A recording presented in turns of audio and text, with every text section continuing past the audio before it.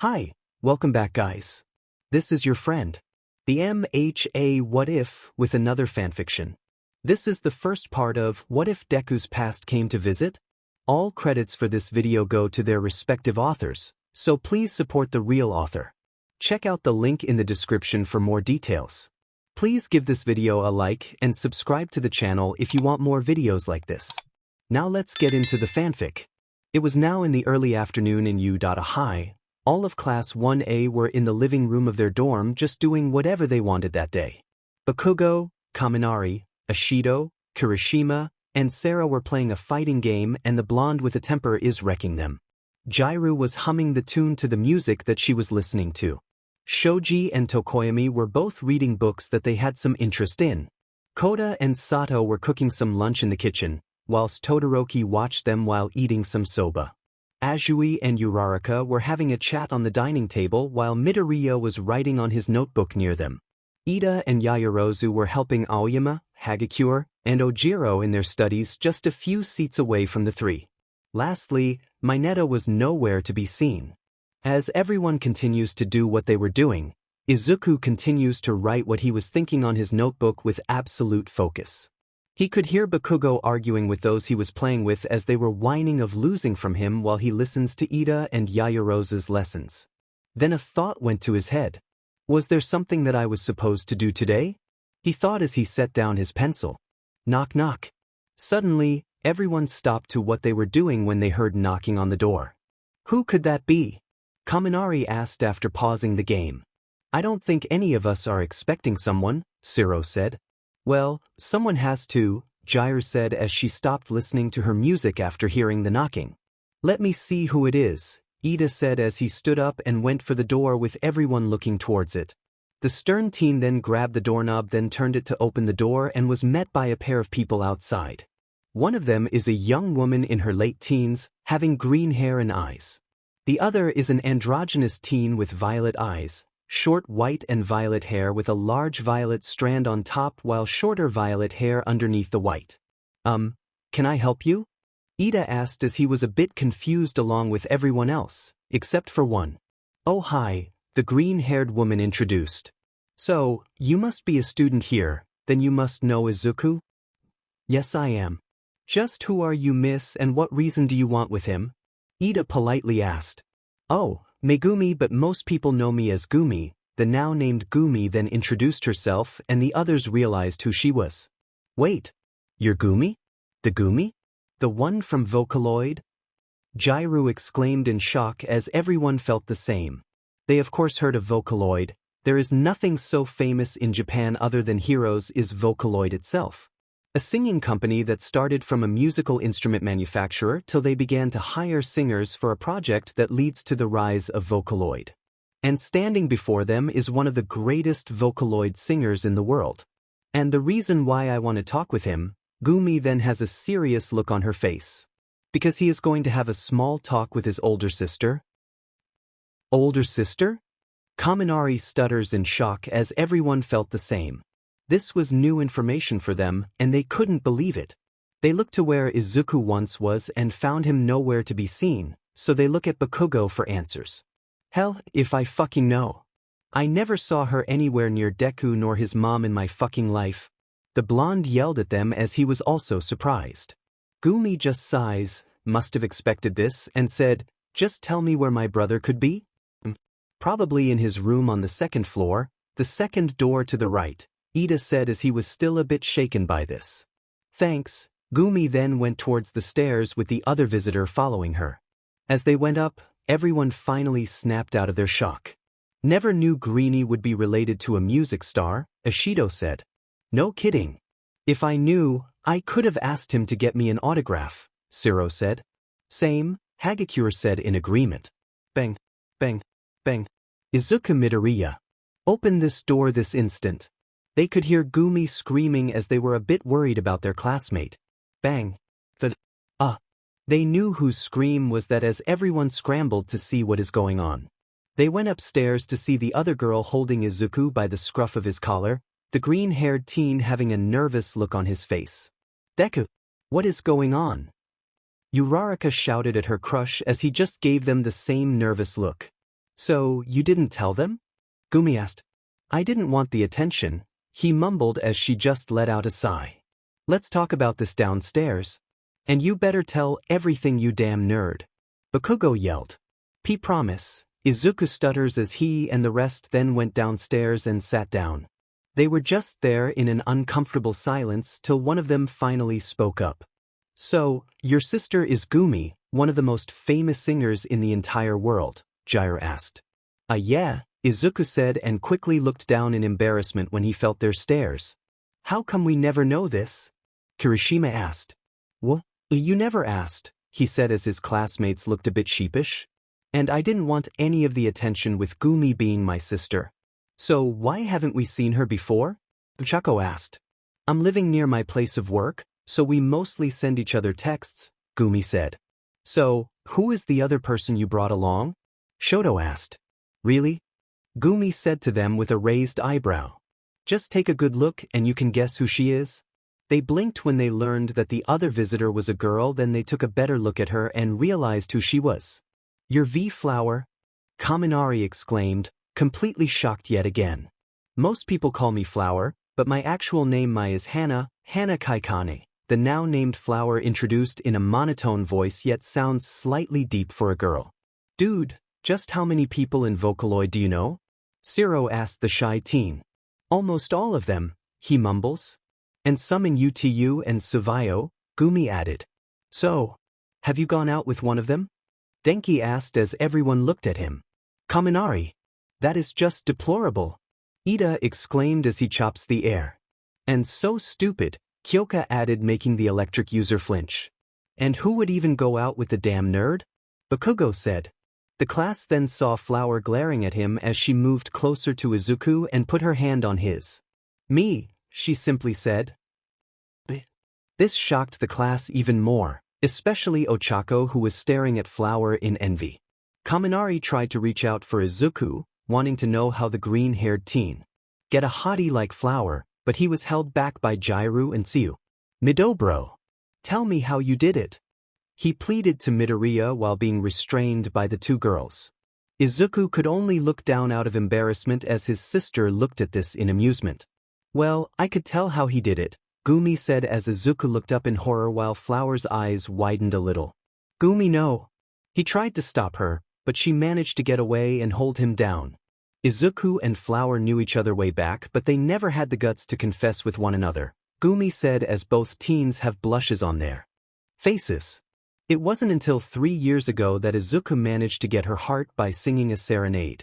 The girls saw this as very romantic, but they and everyone else had one question in mind. Midoriya can sing? Todoroki asked. Oh, he does, he's just shy about it, Gumi said. There's no fucking way that this nerd knows how to fucking sing, Bakugo said as Gumi glares at him. Oh, he knows, because I'm the one who taught him, Gumi said with a huff before looking at her brother then back to them. And he can prove it? Izuku just continued to look down when their attention was on him again. Can you, Deku? Chaco asked. Come on bro, give us some beats, Kirishima said. It would be magnifique, Aoyama said. Izuku seems to shrink from their demands as Gumi just rolled her eyes and puts a hand on her brother's shoulder. Come on, you can do it. I didn't teach you what I knew back when we were kids for nothing, she said to him. And they won't stop asking till you do. I really want to say that I hate you, but I can't, Izuku said as he was already flustered enough. Then he noticed Flower looking at him. Can you please? She asked as Izuku sighs in defeat. Fine. Anyone have a microphone? He asked, and his sister then brought out a mic that she carries around in the handbag that she carries. He looks at her then to the mic on her hand before looking back at her. Well, it wouldn't be a song without some beat, wouldn't it? So I can't play one. His sister then brought a speaker and a music player and placed it on the table. He looks at her then to the speaker on the table before looking back at her then sighs. He looks towards his classmates. Any requests? The rest of his class began to think of any song till one of them had one. Memories, Maroon 5, Kyoka said as everyone looked at her. She had to look away to not show her blush. Nice, a classic, Gumi said as she began to look up the song in her music player. She finds it and then looks at her brother before giving him a nod. The class then waited as the beat began to play and Izuku began to sing. The class then waited as the beat began to play. The soft melody could be heard as Izuku began to sing. Here's to the ones that we got. Cheers to the wish you were here, but you're not. 'Cause the drinks bring back all the memories of everything we've been through. His classmates were in now shock as they heard the voice of the Verdant hero while Gumi and Flower were just listening along. Toast to the ones here today. Toast to the ones that we lost on the way. 'Cause the drinks bring back all the memories. And the memories bring back you. There's a time that I remember when I did not know no pain. When I believed in forever and everything would stay the same. Now my heart feel like December when somebody say your name. 'Cause I can't reach out to call you, but I know I will one day, yeah. Everybody hurts sometimes. Everybody hurts someday, but everything gon' be alright. Go and raise a glass and say, here's to the ones that we got. Cheers to the wish you were here, but you're not. 'Cause the drinks bring back all the memories of everything we've been through. Toast to the ones here today. Toast to the ones that we lost on the way. 'Cause the drinks bring back all the memories.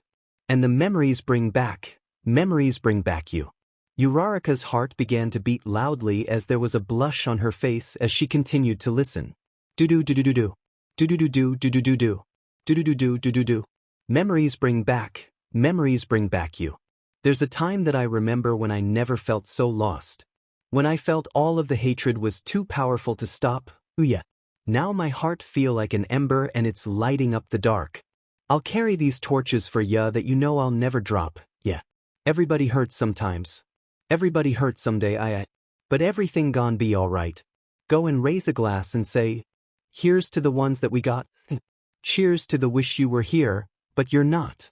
'Cause the drinks bring back all the memories of everything we've been through, oh no. Toast to the ones here today. Toast to the ones that we lost on the way. 'Cause the drinks bring back all the memories. And the memories bring back you. Do-do-do-do-do-do. Do-do-do-do-do-do-do. Do-do-do-do-do-do-do. Memories bring back you. Do-do-do-do-do-do. Do-do-do-do-do-do-do. Do-do-do-do-do-do-do. Memories bring back you. Yeah, Memories bring back you. As soon as Izuku finished singing, there was only silence. He was a bit nervous till he received a standing ovation from his classmates. That was awesome, dude. Kirishima said. You have such a wonderful voice, Midoriya, Momo said, agreeing with the hardening user. Like seriously, why haven't you shown us this? Mina said.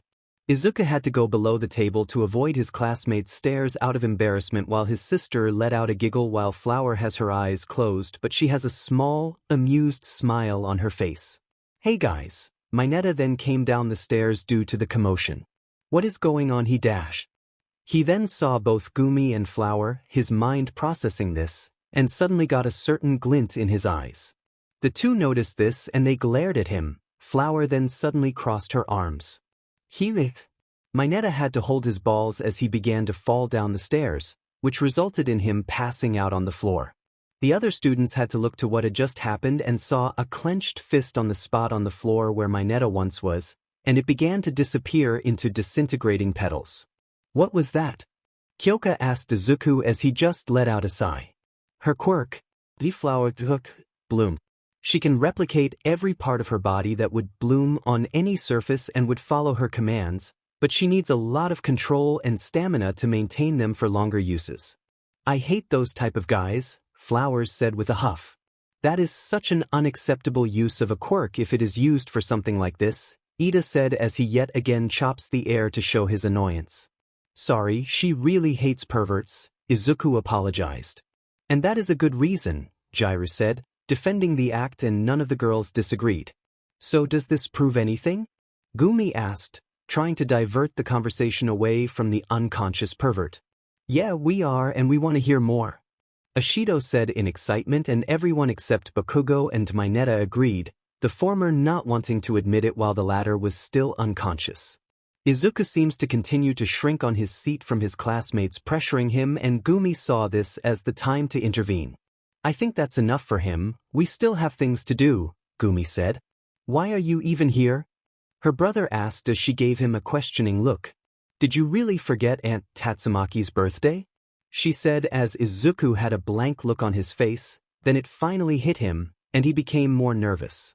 He immediately ran back to his room and quickly came out wearing more casual clothes, then ran back down to drag both his sister and Flower towards the door. Sorry guys, I'll come back soon, he shouted towards his classmates before exiting the place. They then heard a groan as everyone looked to see Mineta waking up. Where are they? Mineta yelled as everyone decided to ignore his ranting, mostly not getting an autograph and certain request. Let's just stop right there. Izuku is currently in his sister's car as he sits with her in the front while Flower sits in the back as she checks her phone. He was completely nervous with his body shaking in fear. Oh man, Aunt Tatsumaki will kill me, he mutters in fear as his sister heard this. Come on Zuku, chill out. Aunt Tatsumaki might get mad at you, but she wouldn't fault you for forgetting. You had a lot in your plate when you first arrived in UA, so that is a good excuse, she assured him. Yeah, but I know that she isn't going to hold anything back to scold me, Izuku said as he has a solemn look on his face. Gumi decided to keep quiet to give her brother some space, and it was an awkward ride for them. Trying to break this awkwardness, Flower reached out for the radio till it began to play a certain tune that the three knew. They smiled as they listened to the opening beat, and Izuku decided to sing along. Where there's a will, there's a way, kind of beautiful. And every night has its day, so magical. And if there's love in this life, there's no obstacle that can't be defeated. They continued to drive through the city as they listened to more songs in the radio. For every tyrant, a tear for the vulnerable. In every lost soul, the bones of a miracle. For every dreamer, a dream, we're unstoppable. With something to believe in. The three of them then began to chat as civilians pass by while the heroes patrol the area. Monday left me broken. Tuesday, I was through with hoping. Wednesday, my empty arms were open.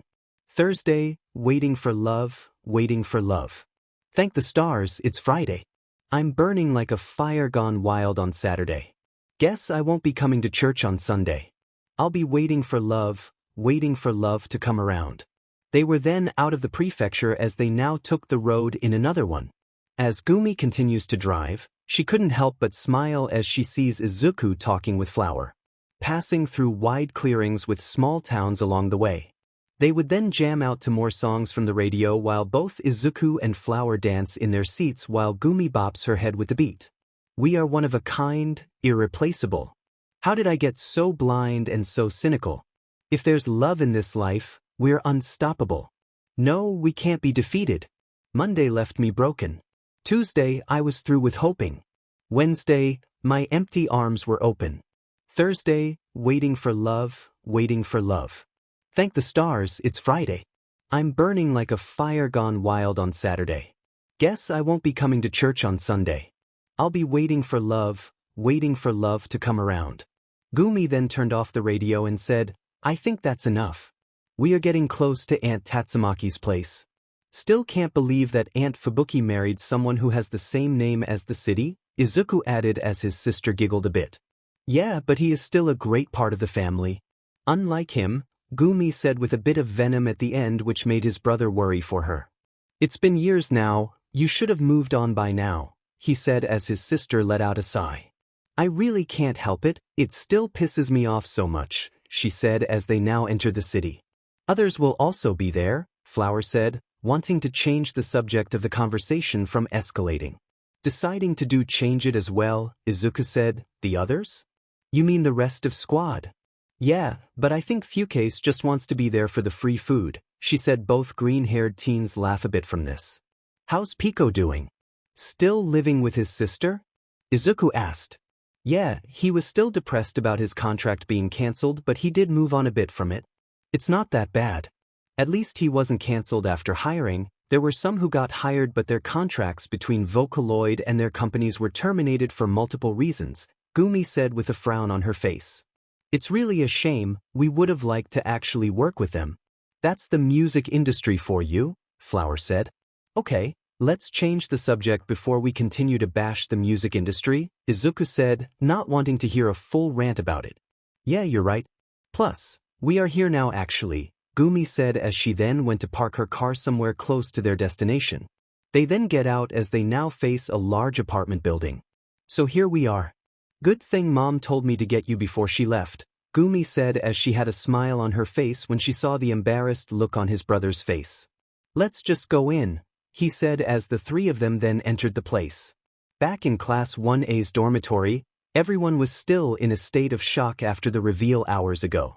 Some went to see what's on TV to get their minds of it, some went to their rooms, while those who remained tried to relax by eating some snacks. Mina was stomping her feet, her mind filled with many questions that needed to be answered, and she wanted them badly. But she's not the only one, while the others weren't bothered by it. You could clearly see how it still affects them and wanted to know more. Some tried to suppress them, but others aren't so patient as them. Okay, that's it. Bakugo yelled, still outraged that Izuku is still having something that he doesn't know. I'm going to find that fucking nerd and get those answers fucking out of him. Bakugo, no.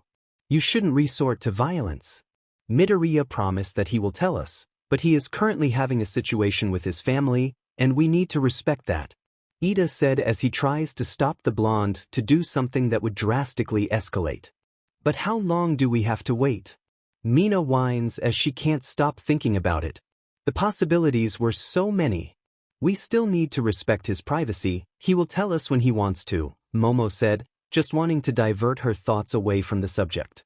Might I add that Midoriya also has a girlfriend? Mineta said ever since he got informed of what happened. Tsuyu just hits him with her long tongue, making the midget fall over from his seat. That is not important, Jiru said, quite angered with the pervert. Still, Midoriya has a girlfriend. How did they actually meet? Denki asked as the others thought about it as well. Still, we must wait for him to come back, Ida said. Fuck this shit. I'm going to check his room. Bakugo then marched upstairs to check Izuku's room. Bakugo! Stop this at once. Ida quickly followed before the blonde could do anything. The others quickly follow to help while some just want to see what will happen next. There they saw Tenya holding Bakugo back from their classmate's dorm room as the blonde tries to escape from their class president's hold. Let go of me, Four Eyes. Bakugo yelled. I shall not let you desecrate Midoriya's room. Fuck off. The blonde then managed to get off the strict teen by releasing a small explosion from his hands that made Tenya flinch. Bakugo then used a bit stronger explosion to forcefully open the door to Izuku's room. There they saw inside were Izuku's memorabilia of their teacher and number 1 hero, All Might. Almost every spot has figurines of the hero along with some posters of the hero. Bakugo then began to look around his room, messing up some of the owner's room a bit while the others tried to fix it. Bakugo! Stop throwing Midoriya's stuff on the ground. It's unruly! Momo yelled at the blonde as she, Tenya, Todoroki, Ochako, and Tsuyu cleaning up the mess while the others look from outside. I don't fucking care till I find some fucking answers, the blonde yelled as he then looked under Izuku's bed before dragging out a box and looked inside. As he tosses away things from the box, Ochako would pick them up till she saw something interesting. It was a small picture and she picked it up. It was a picture of both Gumi and Izuku when they were children. Gumi was singing while using a spatula as a mic while Izuku looked at her in amazement. Ah, that's adorable, she thought with a smile as she then set it down to continue picking up the rest of her crush's stuff. After finishing with one box, Bakugo grabbed another one under the bed and saw that it was filled with CDs. He looked at one of them and saw what was taped on it. Finally! He yelled as he put back the CD and carried the entire box. What did you find? Mina said in anticipation as the others from outside also felt the same. Bakugo! Put that down now. Ida yelled at the blonde as Katsuki just sneers. If that fucking nerd can't tell me now, then I'll look for them myself. But think of the consequences. What will you think will happen if anyone knows what you did? Well, might as well get this fucking over with and move on. Bakugo then pushed Ida away and went downstairs with everyone else following him. Katsuki then walks over to the television and grabbed the CD player nearby. He connects it to the T.V and went through the box. Whoa, never knew you could use this old thing, Kirishima said as he looked at the CD player.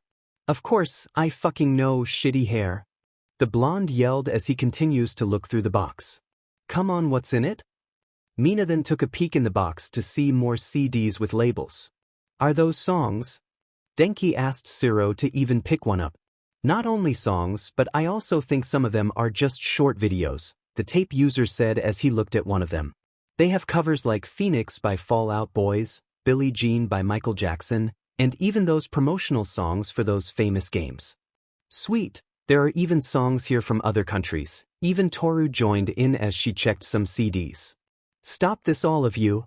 Ida tried to convince them, but they were so engrossed in the contents of the box that they ignored him. Todoroki then placed a hand on Tenya's shoulder and said, "They will not listen to you at this point." Tenya just slumps down as he could only feel shame of not stopping this sooner due to his own hesitation and curiosity.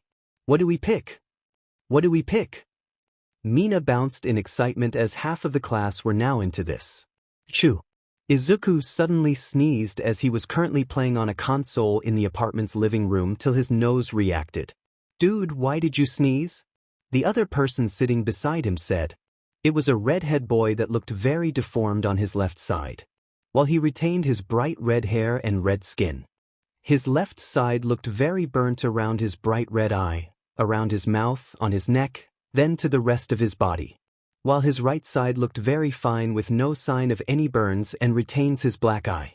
He wears a white shirt over a white long-sleeved Velcro coat that is very wrinkled on the left side to enhance the deformity he is so proud of, along with a red pocket with a black X on it, a red bow around his neck, a red rectangular cloth that is attached on both sides of his shoulder by ragged stitches as it has black tiger stripe patterns and a black 4 on the middle of the cloth, and a straight 16-pronged pattern on the center front of the center. Under the coat and below his shirt is a red skirt that is slightly shown due to the bottom of the right side of the coat being pinned on his waist. A pair of black slacks, a pair of white shoes with high red collars. On each shoe is a red X on the laces and red soles.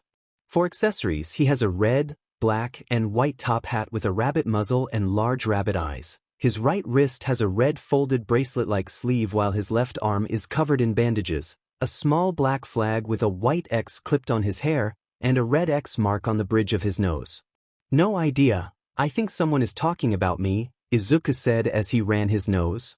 It might be something less important. Anyways, fatality. The redhead cheered as Izuku looked at the screen, and he indeed did a fatality as they were playing Mortal Kombat 11. Again, Izuku said in disappointment as he then looked towards his playmate. You took advantage of me sneezing. You snooze you lose, Greenie. The redhead taunts him till something hits him on the head and he reaches out it. Ow fuck. Izuku looked behind him to see for a bunch of pink petals disappearing in the air. Fuck. Flower. Do you really need to hit me that hard? The redhead yelled towards the kitchen as Flower peeked out to look at them. You deserve much more, Fucase, especially with all of the shenanigans that you have done ever since you joined, she said as she went back to the kitchen. The now named Fucase just grumbles. He then looks at Izuku and said, Flower is just harsh. I don't know, I heard from everyone how you are pretty much a menace in the HQ, Izuku said as Fucase just scoffed. They are just killjoys, especially Flower. Why did you even date her? He asked, but not in a malicious way, rather he said it jokingly. Izuku just smiled and shrugs, then said, I guess I'm just that lucky. Fucase then smirks and said, then you are even luckier having more girls with you? Izuku just looked embarrassed as he looked away while Fucase laughed. Back in Yuta, everyone has decided to do this equally, so they put the box on the coffee table, and they will randomly take turns choosing one. Now it's Kirishima's turn. Alright, let's see here, he said as he looked through the box till he finds something that catches his interest. Undefeatable by Sega? I think I remembered that song, I think they used it in that Sonic game, Denki said. Play it. Mina said to Kirishima in excitement. Drew just smiled and said, alright, I'm putting it in. The redhead then put the CD in the player as he went back to sit with the rest while Ochako pressed play on the remote. Then showed in the T to V is Izuku, and alongside him were Flower and people that they don't know yet. I'm hanging on to the other side. I won't give up till the end of me. Go. They were now in awe as they heard Izuku's voice while the people around him played their instruments amazingly. Welcome to the mind of a different kind, where we've been growing slowly. Think I'm on 11. but I'm on a 9. Guess you don't really know me. Running from the past is a losing game. It never brings you glory. Been down this road before. Already know this story. Face your fear. Face your fear. It's time to face your fears. 'Cause when your time has come and gone, I'll be the one to carry on. And you can throw me to the wolves. 'Cause I am undefeatable. I'm hanging on to the other side. I won't give up till the end of me. I'm what you get when the stars collide. Now face it, you're just an enemy. Whoa, whoa, you're crossing the line. Whoa, whoa, now we've run out of time. Whoa, whoa, I'll take what is mine. And when the story ends, it becomes a part of me. I'll give you what it takes. I'll find another way. I used to never know. But now it's crystal clear. This feeling's just a ghost. It's time to face your fears. 'Cause when your time has come and gone, I'll be the one to carry on. And you can throw me to the wolves. 'Cause I am undefeatable. I'm hanging on to the other side. I won't give up till the end of me. I'm what you get when the stars collide. Now face it, you're just an enemy. I'm hanging on to the other side. I won't give up till the end of me. I'm what you get when the stars collide. Now face it, you're just an enemy. Welcome to the mind of a different kind. Where we've been growing slowly. Think I'm on an 11. But I'm on a 9. Guess you don't really know me. Running from the past is a losing game. It never brings you glory. Been down this road before. Already know this story. The video then ends as everyone begins to talk to each other. Man, that was awesome. Midoriya wasn't kidding, Denki said. Who? The brother or the sister? Todoroki asked. Of course, I meant the sister. She's the one who taught him, so she deserves a compliment for this, the blonde said. He is right about that, Siro said. All right. It's my turn. Mina then dived for the box and began to check inside it. Man. After hearing that, I want to listen to more of them, Kirishima said. Midoriya does have a great voice, Todoroki said. He sounds like an angel, Hagakure added. But that high tempo was just dope, Kyoka said. I got one. Mina cheers as she holds up one of the CDs and reads what is written on it. Hibike's X Echo. I still remembered them playing this on stage. Toru squeals when she hears this and says, both Gumi and Miku's duet was so beautiful. Put it in. Put it in. Mina quickly took out the previous CD and put on the next one. She then joined back with the rest and pressed play. On the T.V, a really close recording of a dark and empty stage. Most of the class were giddy when they saw this because they knew what's to come. A smooth retro beat then began to play as the tempo began to rise and a female voice is heard as it began to sing. Mayonaka enai tsugu oto no kikoku. Kuan enai yuguzan reiji. Anata j furu hikari misu netsu. Yubasaki enai odoriser. Kankaku soku taiken. Neshizumuru yur futari dake no mitsu. A countdown appeared on stage as it starts at 10 before going down. Taiken soku kaiken. Kasanar heikiai enai miryu sarit iku. As it reached 1, a girl with teal hair and eyes then appeared on stage, behind another screen as the tempo continued to rise. Wajernade eni watashi no kowa. Gamen koshi de tu chanto ace height. Vachur date tsuki hanasanade. Anata no odo enai mata abarit itai. Oboit ite eni watashi no kowa. Anata jikurita kono mi sabitwa. The girl then zooms out as she picks up a hammer on the ground. Mitsumo anata to futari. She then began to smash the partition between her and the audience as cracks began to form. Kasanita iki to oto to hibikase. She finally smashed the divider between her and the crowd as she stumbles a bit. The beat continues to play in the background as she recovers. She then dropped the hammer and crouched down before leaping forward, landing on stage with slam and continued to sing while adding some moves in it. Mayonaka enai tu hikidanetsu. Mikitsu keteru guzan reiji. Kagami atsushi enai hawa shide iku. Shiranai oto jisadao. Kankaku soku taiken. Neshizumuru yoru to ikidzukai sor. Taiken soku kaiken. Sabita rojiku iame ichido, wakagarer. Wajernade eni watashi no kowa. Jikanemo kutabesu shiganar. Bachur de nanti iwanade. Anata no odo enai mata izuridi tai. Oboit ite eni watashi no kowa. Anata jikurita kono mi sabitwa. Kodo no hatahatsu no niga majuar. Kono iki to oto to hibikase. A poll then appeared before her as some viewers felt quite steamy watching this. Anata no unda oto ni tada koi wa shite ida no. Kanashimi okori kanshin sabit uchinaresu. Gumi then appeared on the screen as she also began to sing as well. Into an ugly black. I'm gonna run away now. And never look back. I'm gonna burn my house down. Into an ugly black X2.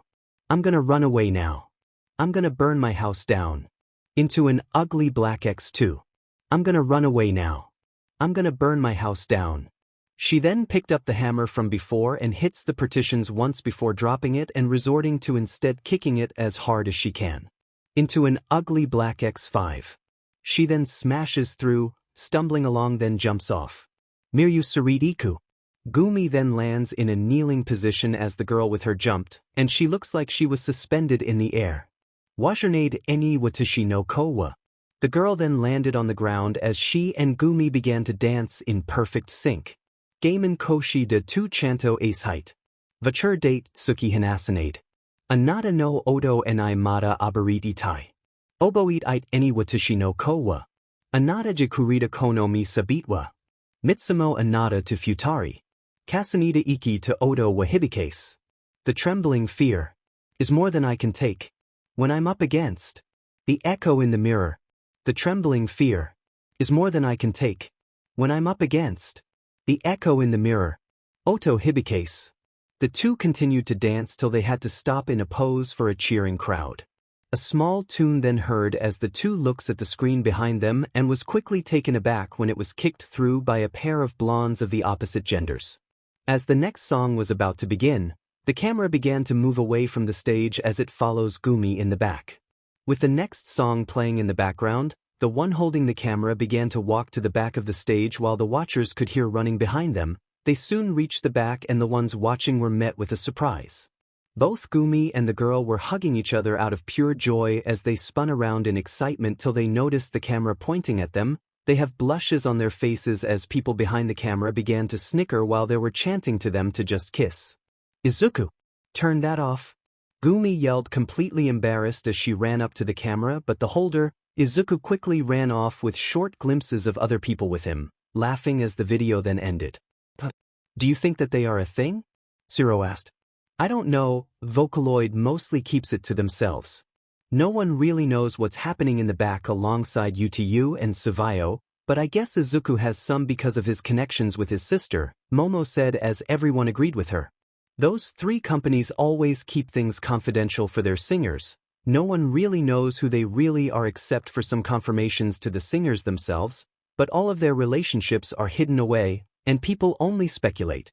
And we looked over them, Sato said as everyone winced. So do we stop? Shoji asked.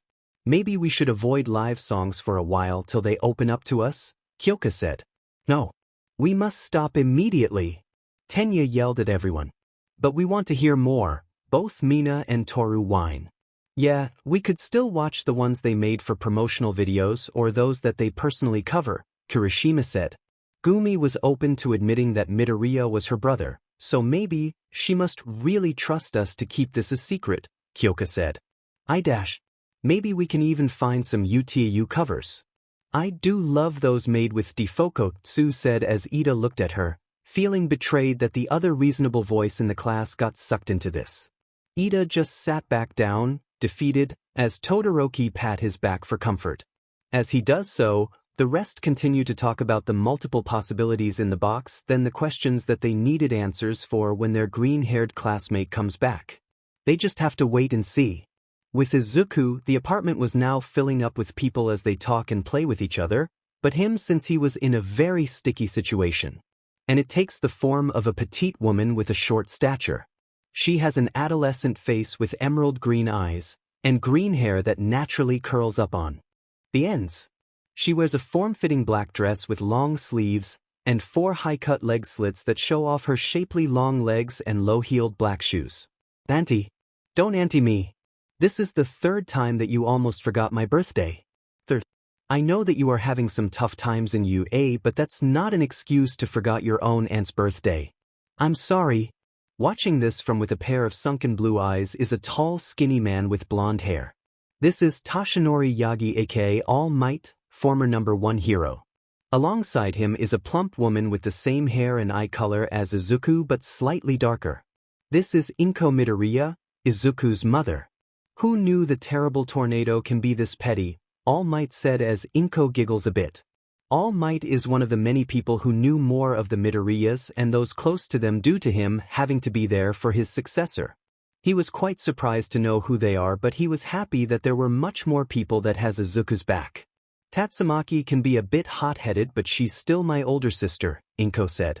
Despite how short she is, he whispered to her as Inko has to stop herself from laughing. "So, Pico." They then heard Fuke shouting. He was by the door as he opened it to reveal 4 people outside. The first one is an androgynous boy. He looked really lean and a feminine face, as a trap should. He has short white hair with a P-shaped ahogue and black nail polish. He has heterochromia, his right eye is green while his left eye is blue. He wears a white sleeveless futuristic dress that reaches his thighs, and it also has a conical high collar, a pair of black slacks with teal digital design, a pair of white shoes with collars that reaches his knees, a pair of long detached sleeves, and a large decorative plug that is attached to his dress like a tail. The second is a young woman with long red hair with a sickle-shaped ahogue and bright red eyes. She wears an extravagant, white, sleeveless dress with a high collar, a 2-tier, star-shaped miniskirt with the bottom tier being more transparent, a pair of large star ornaments on her hips, and 2 diamond-shaped, vertically aligned openings on the chest that exposed a little bit of her bust. She also wore a white long-sleeved bolero jacket over the dress with a hoodie, a pair of black stars on the base of the hood, a black interior, and the sleeves also doubling as fingerless gloves while actual black gloves are worn underneath the sleeves. Then a pair of white high-heel boots that reaches her knees with a black back quarter, a pair white stars on the openings of the boots, and holographic on the side of the heel counter. The third is a young man with shot black hair and black eyes. He wears a black hoodie under a red, white, and blue checkered sweater, and under that is a white polo shirt. He also wears a pair of gray pants that is being held by a belt with a steel buckle and a pair of brown boots. Additionally, he wears a pair of glasses and a pair of blue headphones. Lastly, the fourth is a little girl with short gray hair in small pigtails with 2 yellow beads binding her hair and yellow eyes that is close to gold.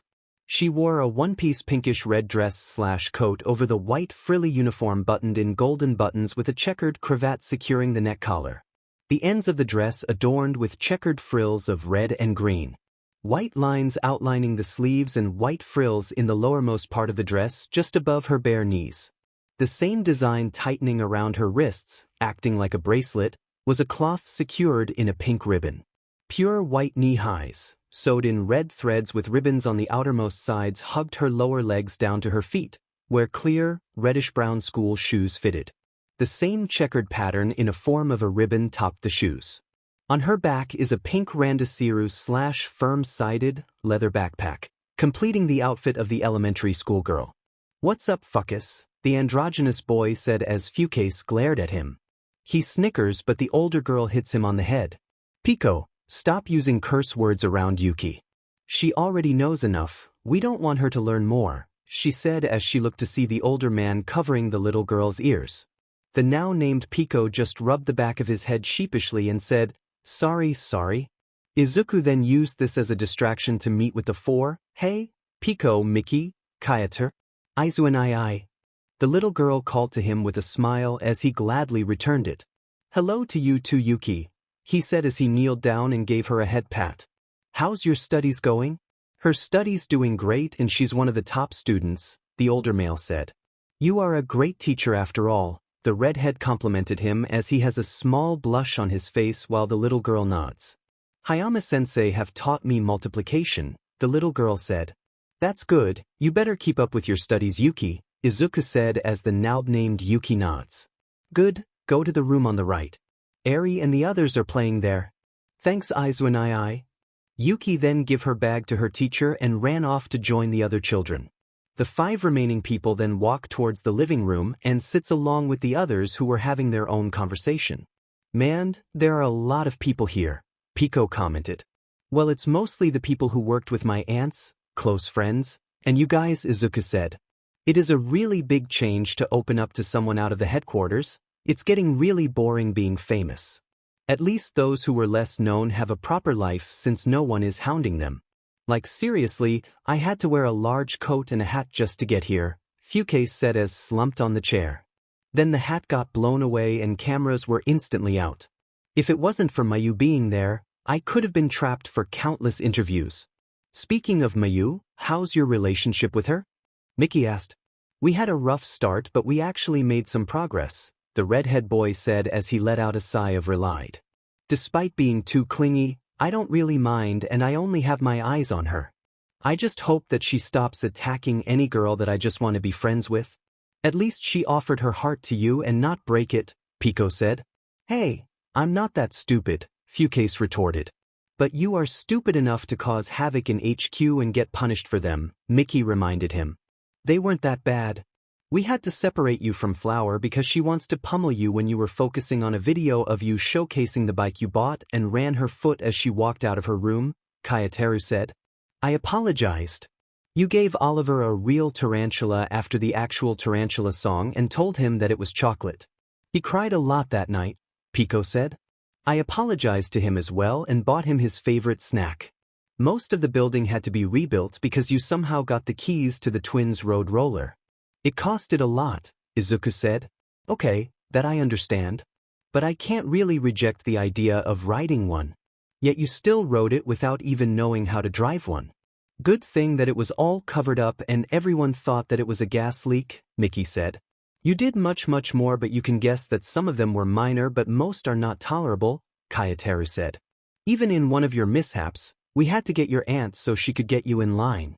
Fukase just groaned while Izuku let out an awkward chuckle. Speaking of the HQ, how are the others from UTU? And Suvayo? The Greeneat asked. They are doing fine, a little mishap here and there, Mickey said. I still find it out amusing that Teto still keeps saying that she was a teenager when we really know how old she is, Pico said as his sister hit him hard on his shoulder. Oh, watch it. You might have broken my shoulder. Then don't talk about a woman's age, she said as she then flicked him on the forehead. The three men then laugh at the sibling squabble. Watching this from a distance, Tatsumaki huffs while Inko giggles and All Might just has an amused smile. That brat, I wasn't done with him yet, the Greeneat's aunt said as her sister stopped giggling. Tatsu. You know how things have been in his school, just take it easy on him already, Inko said. Well, he better not forget my birthday next year and he better get me something for it as well. As the two sisters talk, Toshinori just watched on, finding the antics of his students' family and friends very entertaining. Is Nizu rubbing on him? He better check just to be sure. Back in Yui, it was now Ochako's turn as she looked through the box for any songs, ignoring those that weren't. Maybe some other time. Come on, Chaco. I can't wait, Mina said, bouncing in excitement. I'm looking, the zero-gravity user said as she just grabbed a random one. She looked at the title and lets out a hum. One Call Away by Charlie Puth. OMG. I remember that song, I think they still play today in YouTube. It was so beautiful, Hagakure said as she sways a bit in joy. Put it in.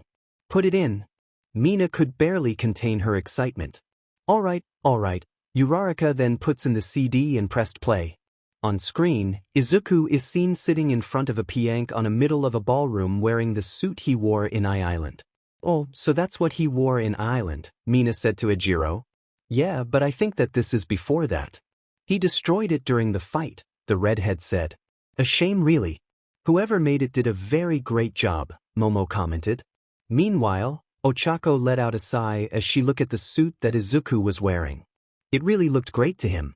On screen, Izuku began to play the piano for a bit before playing Teacher E's actual song. I'm only one call away. I'll be there to save the day. Superman got nothing on me. I'm only one call away. Some of the girls looked very giddy while Mina playfully taps Uraraka with her elbow, making the brunette lightly blush. Call me, baby, if you need a friend. I just want to give you love. Come on. Reaching out to you, so take a chance. No matter where you go, know you're not alone. Izuku then stood up as he continues to sing while a young man with black hair with a single strand of pink took over playing the piano. I'm only one call away. I'll be there to save the day. Superman got nothing on me. I'm only one call away. Come along with me and don't be scared. I just want to set you free. Come on, come on, come on. Then out of the corner of screen, a young blonde girl in a yellow dress walked over to him as everyone immediately recognized her. You and me can make it up, anyway. For now, we can stay here for a while. 'Cause you know, I just want to see your smile. No matter where you go, know you're not alone. The two then hold each other's hands as they began to dance. I'm only one call away. I'll be there to save the day. Superman got nothing on me. I'm only one call away. When you're weak, I'll be strong. I'm gonna keep holding on. Now don't you worry, it won't be long. Darling, if you feel like hope is gone, just run into my arms. The two then began to slowly sway with the beat, hands interlocked as they gaze at each other's eyes. I'm only one call away. I'll be there to save the day. Superman got nothing on me. I'm only one call away. I'm only one call away. I'll be there to save the day. Superman got nothing on me. I'm only one call away. I'm only one call away. The video then ended as everyone were quiet a bit till Kaminari stood up and pointed at the screen. Wasn't that Kagomine Rin? The blonde yelled out in shock. We can see that you rip off Pikachu. Bakugo yelled at him in annoyance. But what was that? Did they have a relationship or something? Zero asked. Maybe they broke up and he now has Flower, Kyoka said. That's a possibility, or he is in relationship with both, Momo said as everyone looked at her, shocked. How did you get into that conclusion? It sounds weird, Kirishima said. And wrong. It is illegal here in Japan to practice polygamy. Ida pointed out. Not really, Momo said. What do you mean? Kyoka asked as she and everyone else were now confused. It was illegal, but the rise of quirks also brought quirks that can affect the person's or their target's affection, Momo said with a straight face. Polygamy is legal, but there are clauses that would prevent abuse and anything malicious. So it is possible for him to practice it as long that they won't go over the line or they would be imprisoned by the law. So anyone can have a harem? Denki asked. Yes, as long agreed in this type of relationship agreed to it and can't be forcefully joined. That's one of the clauses, so people with mind control might be suspected unless they prove that they didn't use it. If not, then they have to be sent away in prison for a very long time or pay a very large fine. Well, you heard her, so don't even try it, jamming. Kyoko warned the electrification user as he looked down, depressed. You still use that damn nickname? Denki whined. It was so degrading. You too, Mineta. I know that you are thinking about it as well. She then shouted at Mineta, clearly knowing what he was thinking along with everybody else. Hey, anybody can dream. Mineta retorted. Yeah, and the chance for that dream to become reality is 0. Mineta then joined Kaminari with sulking. Okay, my turn then, Siro said as he went to the box and began looking through it till he immediately got one with a smile on his face. Sweet, Counting Stars by One Republic. This is a good one.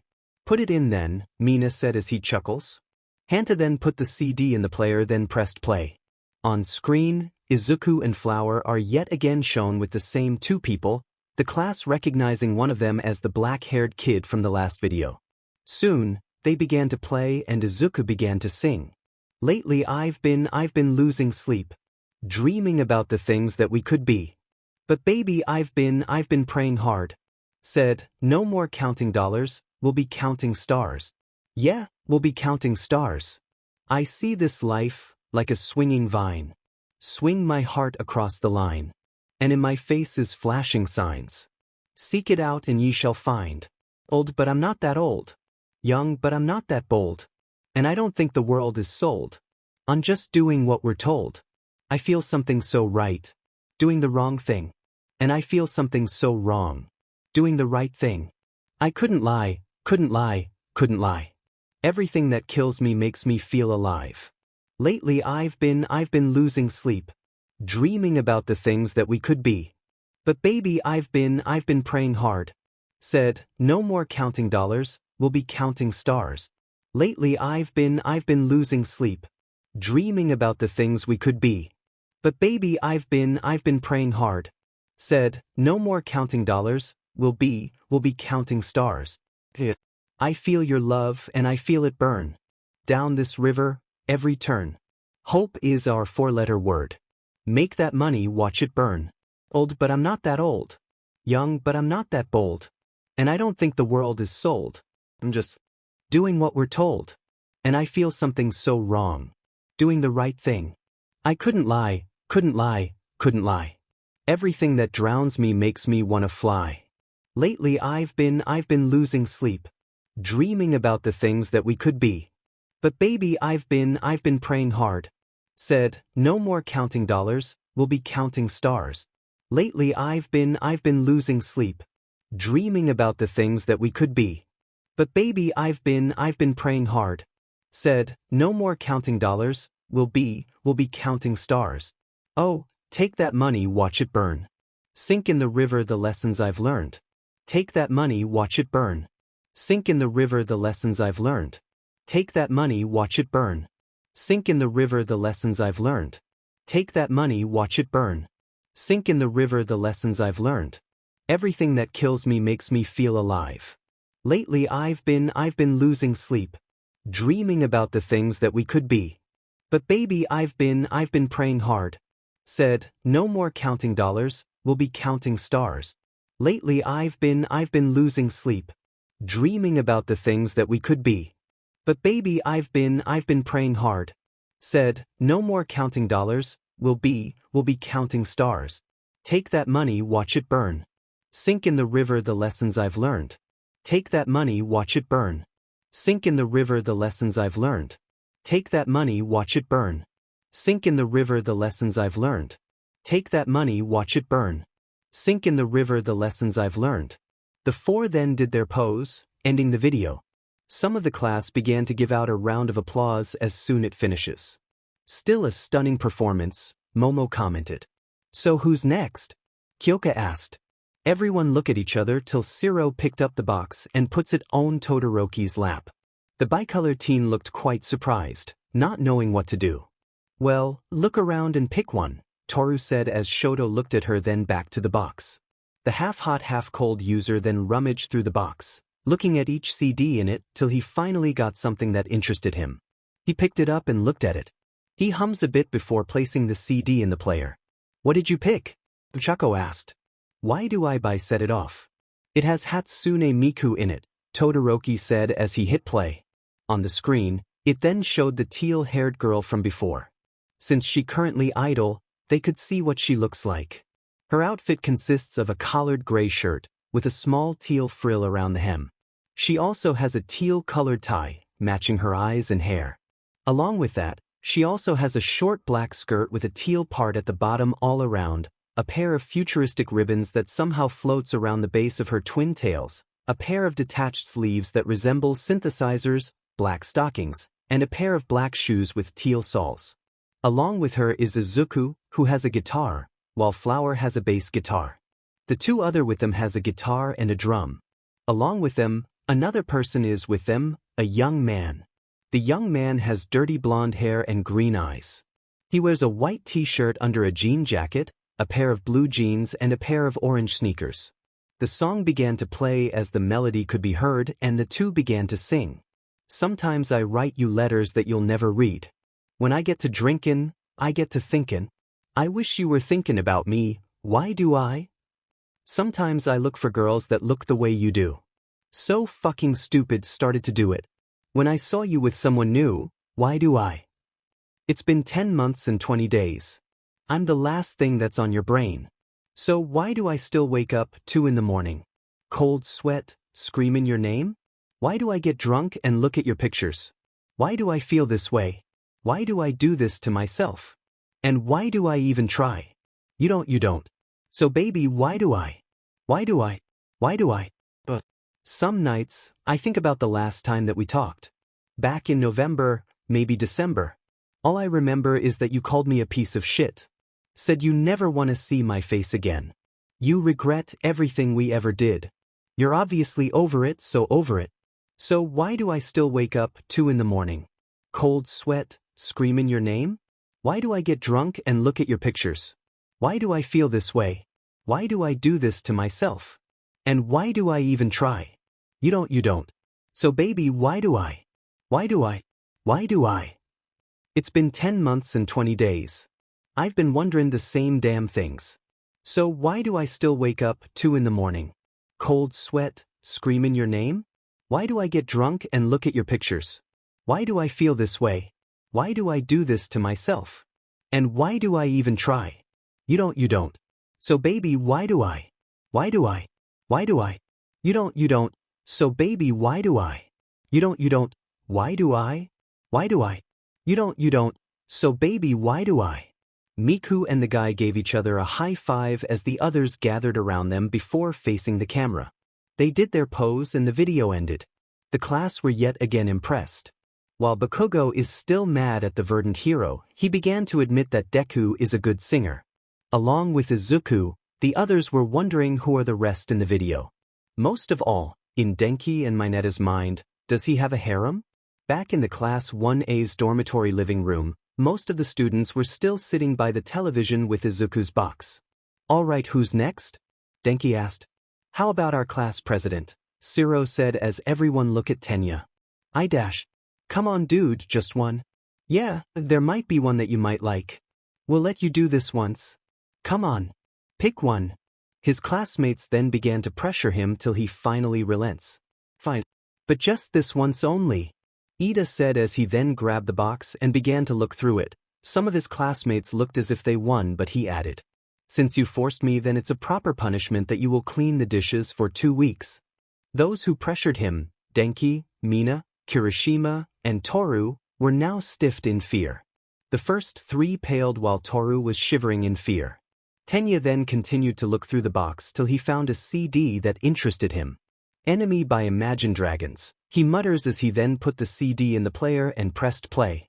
Then appearing on screen is Izuku and his friends. Izuku was holding a mic while one of his friend, a young man with black hair and a red cap, stands beside him while the others are in the background with their instruments. Look out for yourself. I wake up to the sounds of the silence that allows for my mind to run around with my ear up to the ground. I'm searching to behold the stories that are told. When my back is to the world that was smiling when I turned. Tell you you're the greatest. But once you turn they hate us. Oh, the misery. Everybody wants to be my enemy. Spare the sympathy. Everybody wants to be my enemy. Look out for yourself.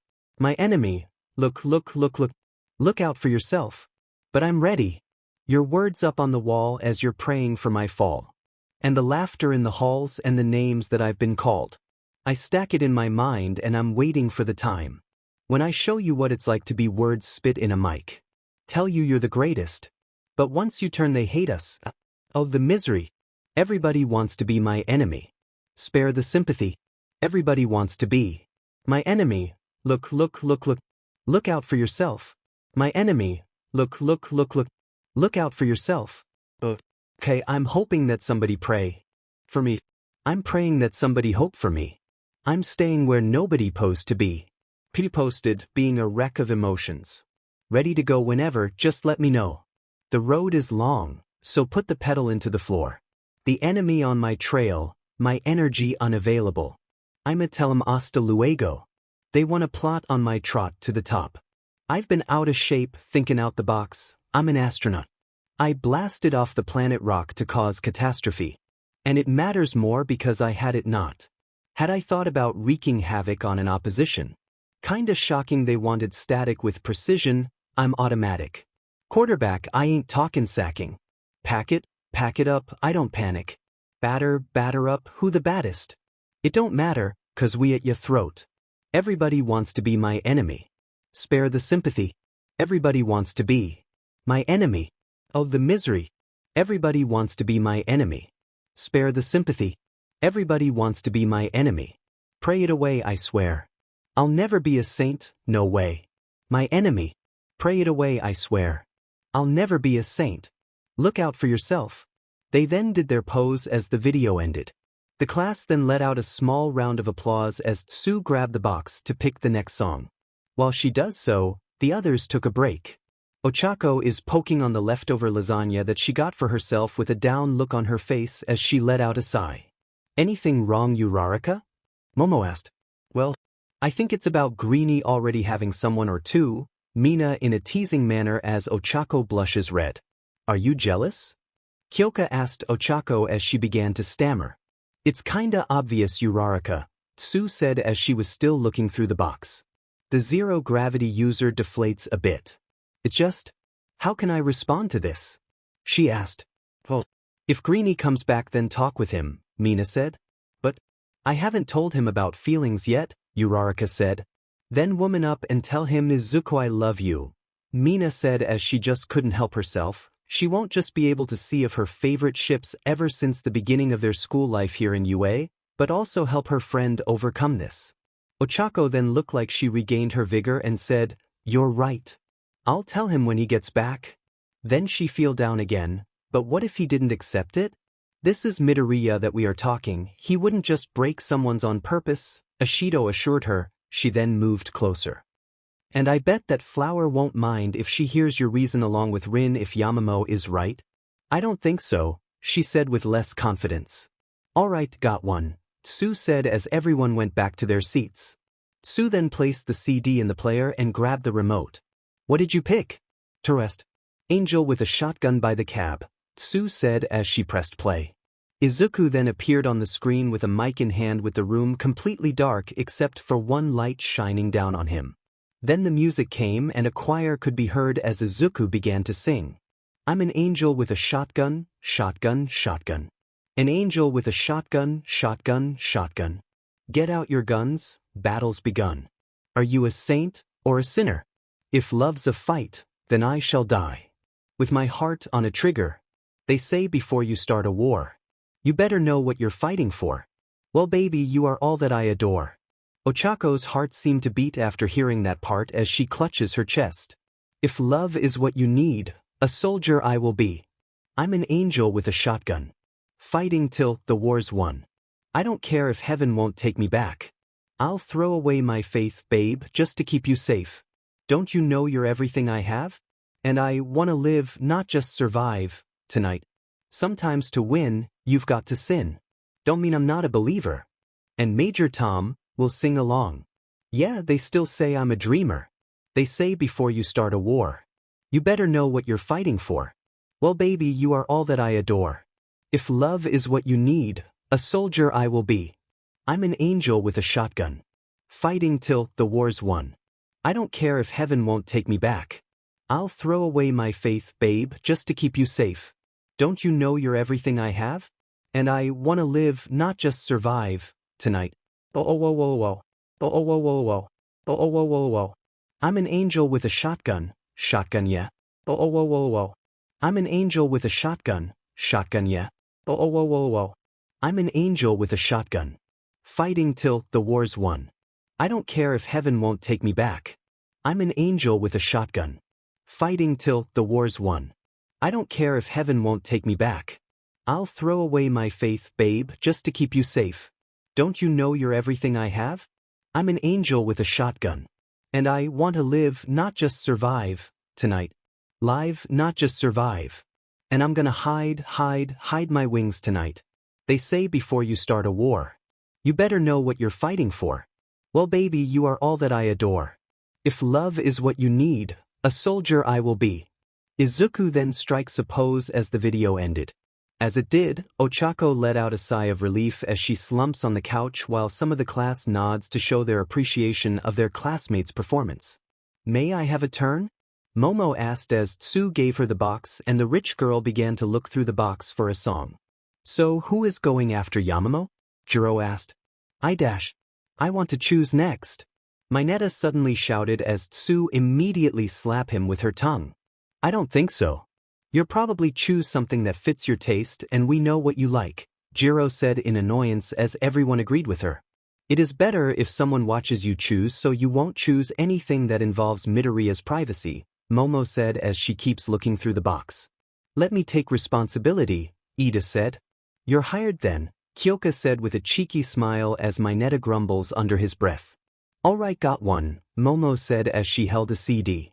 What's the title? Tsuroes. It's actually one of my favorites. I love you, Momo said. Play it.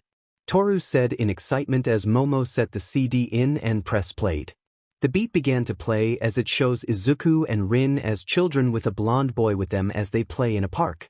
Rin looking at Izuku in wonder. It then transitioned to them in the age of 10 as they stood by a river as the three of them sat by the banks with Rin looking at Izuku very nervously. Then the song began. Na eni, ne eni, chato tu? Iso gashiai nara, gomen. Tsukashi dake, then Tsukashi da tu? Oshabari enai tsukiyat. Dushio ka? Nani shiyu ka? Edo, jimo demo suru? Rin wanted to ask Izuku but she began to stutter. Shiritorai shio. Shiritori Rin. Rin then gave up as she curls up in embarrassment. Gomen in Suzukani and it then transitioned to them in the park again as Rin showed Izuku some snacks and drinks. Onaka sukanai? Nani katabitai? Ito, adashir mizu datuya. Out of embarrassment, she offered a juice box and Izuku still appreciated the gesture and thanked her, making Rin blush. Kimi manita kara, mi o hanashida. Suki ni hishur ni shimurito. It then transitioned to Izuku's house as they watch something on TV with the blonde separating both Izuku and Rin while Rin gives the green side glances. Sor na no ni baka mitsumura. She then blushes and looked down as she was just confused. Nodo j kawait ko danai. Paha dushiu. Ano ain't jitsu wan. Dameda, yapri kawai no. It then transitioned to them in the age of 12 as both Izuku and Rin were in the park again but in their school uniforms. Rin was giving Izuku some side glances while thinking of something to start a conversation with. Kimochi tsutitai yo anata enai. Kono kimochi daoshite kurushiai no. She opened her mouth and immediately closed it due to her shyness. Na eni, ne eni, chato tu? Iso gashiai nara, gomen. Tsukashi dake, then Tsukashi da tu? Oshabari enai tsukiyat. She then started a conversation but it was pretty quick. Dushio ka? Nani shiyu ka? Edo, sorja, ja jenkinshayo. Jenkinpan, Aiko desho. Rin then looked down in embarrassment as she failed yet again. Gomen e, tsumaranai eni? The two would then walk through the city in the night in silence till they stopped by a ramen shop and she asked Izuku if he wants some and he agreed. Onaka sukanai? Nani katabitai? Ito, adashir mizu datuya. As they eat, Rin continues to give Izuku some glances as the feelings in her heart really want to be let out but she was too scared to be open about it. Ano eni, tokuroda, tatatsu dekido. Okashiat omatara gomen. Bikuris suru kamo shirinai no. Demo eni, kite hashiai, ito. They were then walking in the streets again as they look around. Paha dushio. Ano eni, jitsu wan. Rin suddenly trips. Izuku immediately caught her but this also resulted to them going completely embarrassed as they stood straight and look away with blushes in their faces. Dameda, yapri kawai no. They were then some shown in the age of 14 as both Izuku and Rin sat by the beach. Kimochi tsutitai yo anata enai. Kono kimochi daoshite kurushiai no. Rin continues to give Izuku side glances as she felt her heart being squeezed. Ano eni jitsu wa. Ada, adashir, ano. She opened her mouth but immediately closed it. Her heart continues to have that squeezing feeling. Ano eni, anata di. Adashir, gomen, met, adashir.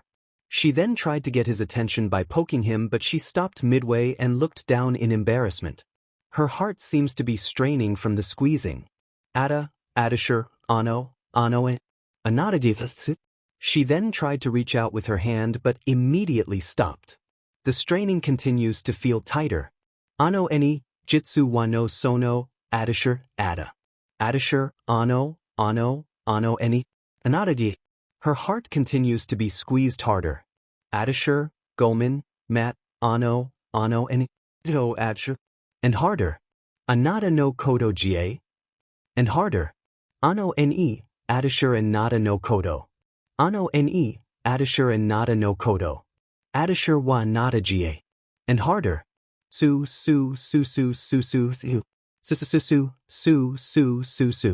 Then it feels constricting. Gom and Flower. Izuku was about to leave when Rin grabbed onto him. Met. She began to stutter as Izuku felt awkward. Su. The feeling continues to strain harder. And harder. Su. Till she finally let it out. Suki, Daisuke. As she says that, the two look at each other for a moment before they blushed bright like a Christmas tree. But Rin had enough of being scared, so she took a much larger step. Their faces were now a few inches from each other, and Rin gave Izuku a kiss on the lips. Cue Mina and Toru squealing in excitement while Ochako looked at this in jealousy and shame. As she did so, Rin quickly walked away as it was a bit too much for her. While Izuku stood there in shock as he touches his lips and was clearly confused. The video then ended. That was adorable, Toru squealed. This video made the song even better, Momo commented. I gotta admit, that was cute, Shiro admitted as everyone, except Bakugo, agreed with him. What's next? What's next? Mina said in anticipation. I think that's enough for now, it's nearing lunchtime, Tenya said as everyone looked at the clock and realized that it has near 12 o'clock. After that we continue. Everyone then went to get some lunch, some stayed while others went outside to eat. As they did so, they couldn't wait to come back and listen to more. Izuku is currently on the phone of his aunt's place. Yeah, I will come back tomorrow morning, he said through the phone. Alright, thanks Ida. Just don't let this happen again please. It's embarrassing enough that my sister come to get me, I don't want everyone to mess with my stuff. Alright thanks. He then set the phone down and went back to the couch with Fukase, Flower, Pico and 5 others, one of them was the boy with dirty blonde hair. The first two were a set of twins. The first one is a girl with beautiful blue eyes, short blonde hair with multiple hairpins on her bangs, and a white bow on her head. On her left shoulder is a code number that reads 02. The girl wears a white tank top with a small yellow G-clef on it along with a black sailor collar ornate with yellow and a yellow bow under the collar, a pair of black shorts that only reaches to her upper thighs, a yellow and orange belt with a zigzag pattern holding up her shorts, a pair of black detached sleeves that ornate with yellow, detached pant legs that matches the sleeves but has a speaker-like design on it, a pair of white shoes with yellow soles, and a pair of white headphones. Then the second one is a boy with bright blue eyes and short, messy, yellow hair that is tied into a small ponytail on the back.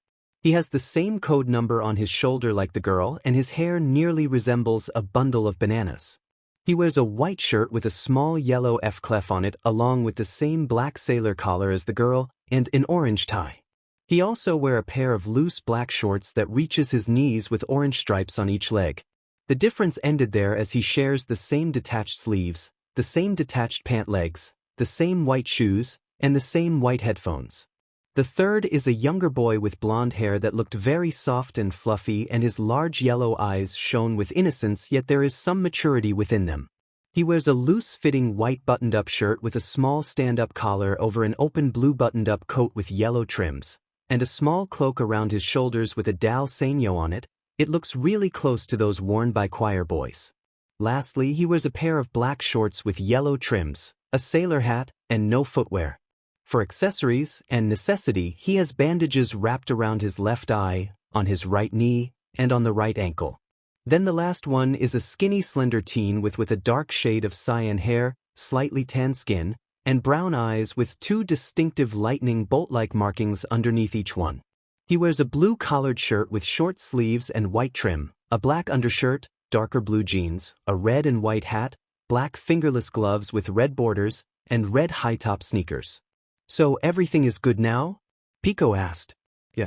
I kinda understand Kachan but I really didn't expect the others to indulge in it, but I did feel sorry that Ida had to be dragged into this because nobody will listen to him, Izuku said. Well it is inevitable ever since Gumi went to your dorms and I don't fault her for that due to your aunt, Fukase said. Anyways, what do you guys want to do when we go back home? The older blonde boy asked. We could continue on our modded Minecraft world. I wanted to try the new things added in the Create mod, Pico said. We could just focus on the assignments we have?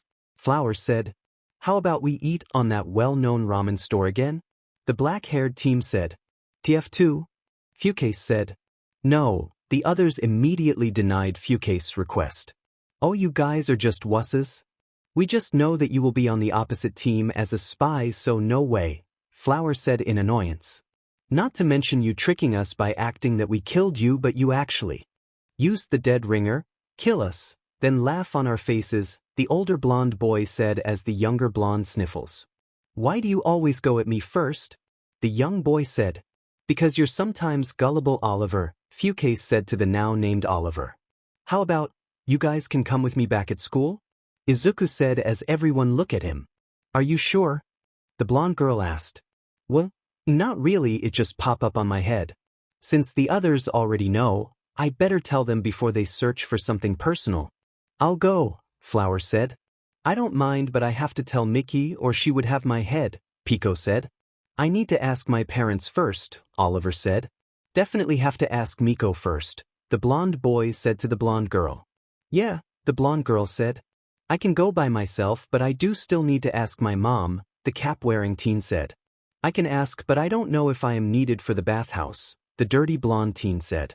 I don't need permission, even from my own aunt. Like that hag can do anything, Fukase said as everyone looked behind him. A dude, Pico said. While she can catch me on the minor things but nothing on the major ones, especially what I did to her. I have done a lot of things to her and she doesn't know, like how I replaced her favorite French bread with those cheaply made ones in a small town. Getting rats in her room when she was sleeping. Then giving her a fake ticket to Norway that is actually a ticket to Greenland. And many other things that I have done to her, Fukase said with a smug smile on his face. Dude, look behind you, Pico said as the redhead an eyebrow and looked behind him. His smug look quickly turned to a look of horror. Standing behind him is a young woman with red hair with drill locks on both sides and in a hogue, blood-red eyes. And on her left shoulder is a code number that reads 0401. She wears a purple headphones with a red illumination. A dark gray outfit with red trimmings and highlights. A side chain is fastened inside her skirt. Currently, the woman is really angry as her drill locks began to spin rapidly like actual drills. Fukase, she said with a very angry tone as her drills continues to spin, wings grew out of her back, and the chain unfastened itself to reveal that it was actually a tail. Fukase let out a nervous laugh and said, Hey Aunt Teto. Kasani Teto Quirk. Chimera. Asterisk, she is a chimera, more specifically, her entire body is human, she has bat wings on her back, and a tail that is thin like a belt. She also has increased strength and stamina. But due to this, her aging slows down a lot as she is in her 30s, but she has the body of a 15-year-old asterisk. The now named Teto then suddenly grabbed him by his collar and said, So, what did you say? Fukase didn't say anything as she dragged him outside. Seconds later, the two could hear a scuffle outside with Fukase clearly losing as he screams for help. No one tried to save him. Back in U.A., everyone eventually come back to watch more songs. Alright, who's next? Zero asked. Me. Mineta shouted as the girls grumbles. Alright, fine. Kyoka then look at Ida. Keep an eye on him. I already promised you before, there is no need for a reminder, Tenya said as he sat beside Minoru, who already gotten the box and was grumbling under his breath. All right here, Mineta said as he gave their class president the CD of his choice. All right, let's see. Tenya then grabbed the CD and looked at it. Say So by Dojo Cat. Cover by Gumi? Everyone then look at Mineta. What? It's a good song, Mineta said. Yeah, I can agree with that. The song is good, great even, Denki said. I might regret this, but I agree with these idiots, Kyoka said as both Kaminari and Minoru did a fist bump. Well, let's play it then. Ida then set the CD in and pressed play. Then appearing on screen, Gumi is standing by a beach with a mic in hand. Then a smooth beat began to play as the Greenite began to sing. Day to night to morning, keep with me in the moment. I'd let you had I known it, why don't you say so? Oh yeah, Mineta said as he and Denki snapped their fingers to the beat while the others were entranced by Gumi's beautiful voice. Didn't even notice? No punches left to roll with. You got to keep me focused, you want it, say so. Day to night to morning, keep with me in the moment. I'd let you had I known it, why don't you say so? Didn't even notice, no punches left to roll with. You got to keep me focused, you want it, say so. It's been a long time since you fell in love. You ain't coming out your shell, you really ain't been yourself. Tell me what must I do, oh tell me love. 'Cause luckily I'm good at reading. I wouldn't bug him, but he won't stop cheesin'. And we can dance all day around it. If you front then I'll be bouncing. If you want it scream and shout it, babe. Before I leave you dry. Day to night to morning, keep with me in the moment. I'd let you had I known it, why don't you say so? Didn't even notice, no punches left to roll with. You got to keep me focused, you want it, say so. Day to night to morning, keep with me in the moment. I'd let you had I known it, why don't you say so? Didn't even notice, no punches left to roll with. You got to keep me focused, you want it, say so, yeah. Let me check my chest, my breath right quick, huh? He ain't never seen it in a dress like this. He ain't never even been impressed like this. Probably why I got him quiet on the set like zip. Like it, love it, need it bad. Take it, own it, steal it, fast. Boy, stop playing, come and dance. Why you actin' like you shy? Shut it, save it, keep it, pushin'. Why you beating round the bush? And knowing you want all this woman. Never knock it till you try, All of these ladies hating I have you with me. All of my friends saying you mad committed. Realer than anybody you had, and pretty. All of that body ody, any minute. Day to night to morning, keep with me in the moment. I'd let you had I known it, why don't you say so? Didn't even notice, no punches left to roll with. You got to keep me focused, you want it, say so. Day to night to morning, keep with me in the moment. I'd let you had I known it, why don't you say so? Didn't even notice, no punches left to roll with. You got to keep me focused, you want it, say so. Oh yeah. Oh yeah. Day to night to morning, keep with me in the moment. I'd let you had I known it, why don't you say so? Didn't even notice, no punches left to roll with. You got to keep me focused, you want it, say so. Gumi then watches the sun beginning to set before the song finally ended. The entire class began to applause at another song. Now that was some smooth singing, Mineta said. It's not that bad.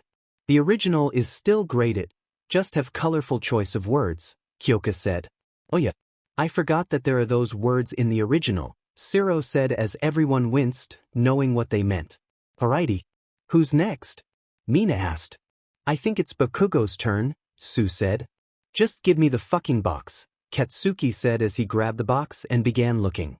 While he does that, the others are now talking with each other. Like wow, Gumi's voice is still heaven, Denki said. And it will always be, Siro said. Yeah. Now shut the fuck up, I'm looking here, Bakugo said as he keeps looking through the box. Sheesh, calm down Baku bro, Kirishima said. Anyway, I've been thinking. Do you think the teachers began to notice us staying in the dorms more than usual? Maybe. But I hope not, Mina said. Not to hope what? The entire group then jumps as they look behind them to see their teacher, Shoto Aizawa, glaring at them. What are all of you doing? Aizawa said as the group looked at each other nervously, then he saw the box and let out a sigh. So you found the box? The group then looked at each other in shock then back to their teacher. How did you know about the box, sensei? Chako asked. Believed it or not, a cousin of mine married one of the problem child's aunts, which technically makes him my nephew, and I learn about the box from them, Aizawa explained as the group were even more shocked. Can you tell us more about it? Toru asked as their teacher then glared at them, making the group flinched. That is not my place to tell, his gaze then softened. But I will tell you that there are much older songs that they did and own somewhere else. The students just look at their teacher in amazement when Bakugo finally has a CD in hand. Hear and fucking play it? Katsuki said as he gives the CD to Momo. Oh, finish line by Skillet, the rich girl said. Alright, more rock, Siro said with enthusiasm. Play it, Kirishima said with a wide grin on his face as Momo put the CD on the player and pressed play. Appearing on screen, Izuku is playing the drums, Fuke's playing the guitar, Flower playing the bass, and the teen with the cap stood in the middle with a mic. Ready, Ash? Izuku asked the cap-wearing teen. You know I'm ready. Hit it. They then began to play as they began to set up the beat. The the sound of the guitars and drums began to increase. Some of the class began to bob their head and tap their feet due to the intro. As the anticipation began to rise, Ash began to sing. Good evening, my people up in the chandeliers. The whining and dining, the menu is blood, sweat, and tears. Everybody ready, raining down confetti. Champions are born right now. Ain't about the glamour, click goes the hammer. Run when you hear that sound. Heroes never die. Gonna make it to the finish line. We know we survive. Even if we crawl to the finish line. I won't believe it, underdog dreamin'. Don't need no cheers, world's gonna see it. Heroes never die. Gonna make it to the finish line. Who? Kirishima, Denki, and Siro cheers as the beat began tonplay before Ash returns to singing. Their dreams just keep dripping out of their golden cups. I'm starving, leftovers ain't enough. Ain't about the royals, they do nothing for ya. All you got is you right now. Who is gonna falter? Who is gonna conquer? Better never count me out. Heroes never die. Gonna make it to the finish line. We know we survive. Even if we crawl to the finish line. I won't believe it, underdog dreamin'. Don't need no cheers, world's gonna see it. Heroes never die. Gonna make it to the finish line. Gonna make it to the finish line. Every day. Gonna make it to the finish line. Gonna make it to the finish line. Every day. Gonna make it to the finish line. Heroes never die. Gonna make it to the finish line. We know we survive. Even if we crawl to the finish line. I won't believe it, underdog dreamin'. Don't need no cheers, world's gonna see it. Heroes never die. Gonna make it to the finish line. Izuku, Fukase, and Flower continues to play as Ash hums. Then they reached the end and they struck a pose. Some of the students then gave a round applause while the rest and Aizawa just watches. Then their teacher stood up. I think that is enough for now, he said as his students look at him. What why? Denki asked. Well, the problem child and his friends are coming here tomorrow. You might as well get this place ready while I tell Nizu about this, Aizawa as he was now walking away. Can we at least listen to one more song before we do that? Hagakure asked as their teacher stopped for a moment, grumbling. Fine, but you better not laze around. If you ever meet his entire family, you'll learn why you shouldn't mess with them, Aizawa said before going, shivering along the way which the student didn't notice. All right, one last song then we prepare the place for tomorrow, Ida said. All right, give me the box. It's my turn again, Kirishima said as he was given the box. He rummaged through the thing for a bit when he grabbed a disc and a smile of content appeared on his face. He then looked at Momo and gave it to her. This one. All right, let's see. Momo then looked at the CD and a smile also appeared on his face. Would Anyone Care by Citizen Soldier? The most of the class also smiled at hearing this as they waited in anticipation. Momo then placed the CD on the player and pressed play. Then appearing on the screen is Izuku sitting in front of a piano as he plays it and began to sing. Would anyone notice? If tonight I disappeared? Would anyone chase me? And say the words that I need to hear? That I'm no burden. Not so worthless. Bent so much that I just might break. The students listened closely as they remembered their own struggles during their youth, the pain they felt and the tears they shed. All-consuming. So confusing. The questions that keep me awake. Would anyone care? Would anyone cry? If I finally stepped off of this ledge tonight? Would anything change? Would you all be just fine? 'Cause I need a reason to not throw the fight. It just might save my life. Would anyone want me? If they knew what was inside my head? Would anyone see me? For the person that I really am? I won't lie. So hard to hide. I've never felt worthy of love. I would give up everything I have. Just to feel good enough. Would anyone care? Would anyone cry? If I finally stepped off of this ledge tonight? Would anything change? Would you all be just fine? 'Cause I need a reason to not throw the fight. It just might save my life. If you're dying inside, sick of being alive, let me in, let me share in your pain. From my lungs through the dark, spoken straight from the heart. Let me give you a reason to stay. If you're out there still lying awake, if you're out there still wondering, would anyone care? Would anyone cry? If you finally gave up and turned out the light? The world would be changed if you left it behind. You can't be replaced, no, tonight is the night. You take back your life. Take back your life. Take back your life. Take back your life. The song then ended, but the video didn't end there. As Izuku stands up from the video, then Rin ran up to him and gave him a hug, which he gladly returned. Do you feel better? Rin asked him as a smile appeared on Izuku's face. Yeah, he said as he held her tightly. Yes, I am. Now, the video finally ended as everyone smiled at the heartwarming scene. Alright everyone, let's clean this place. Do anything other than listening to more songs, have dinner and go to sleep, Ida said as he took the box. To make sure that no one will peek in it, I will trust you Rarika to guard it. Ochako looked shocked then stammers, "Why me? Because I trust you that you won't look to anything private about Midoriya and I know he trusts you as well," Ida said as he gave her the box. Uraraka contemplates as the box is on her lap, but she soon put her hands on it and gave Ida a nod. Alright, Yairozu call the others so we could clean up, Tenya said as Momo nods and stood up to get the rest of the class upstairs. The others who were watching quickly stood up to help clean as they were just excited for tomorrow. Back in Izuku's aunt's apartment, Izuku and his friends decided to sleep there before going back to Udata tomorrow. Fukase and Oliver were sleeping on the couch, facing away from each other with separate pillows and blankets. Ash, the blonde boy, and the dirty blonde boy sleeping on separate 3 chairs, their own pillows and blankets. Lastly, Izuku is sleeping on the floor with Flower and the blonde girl also having pillows but a single blanket. Then something is nudging Izuku as he groggily opens his eyes to see Eri standing by his feet. Hey Eri, Izuku said as he sat up. Why aren't you with the others? Eri looks down shyly and said, I want to stay with you for tonight. She then looked up to Izuku, can I? Izuku just smiles and said, sure, we just need some room. How about between us? The two flinch a bit as they saw that Flower was watching them. How dash? I know something is going on when you moved, Flower said as she then faced Eri. You can sleep between us if you like? Eri looked pretty nervous till she saw Flower crossing her arms and Eri saw an arm sprouting out of the ground, its hand offering itself for her. Eri hesitantly grabs it before the arm leads her towards the 3 on the floor and placed her between Izuku and Flower. Eri feel a little weirded out by this, but she eventually began to like it as she began to feel sleepy and automatically hugged the verdant-haired teen in her sleep.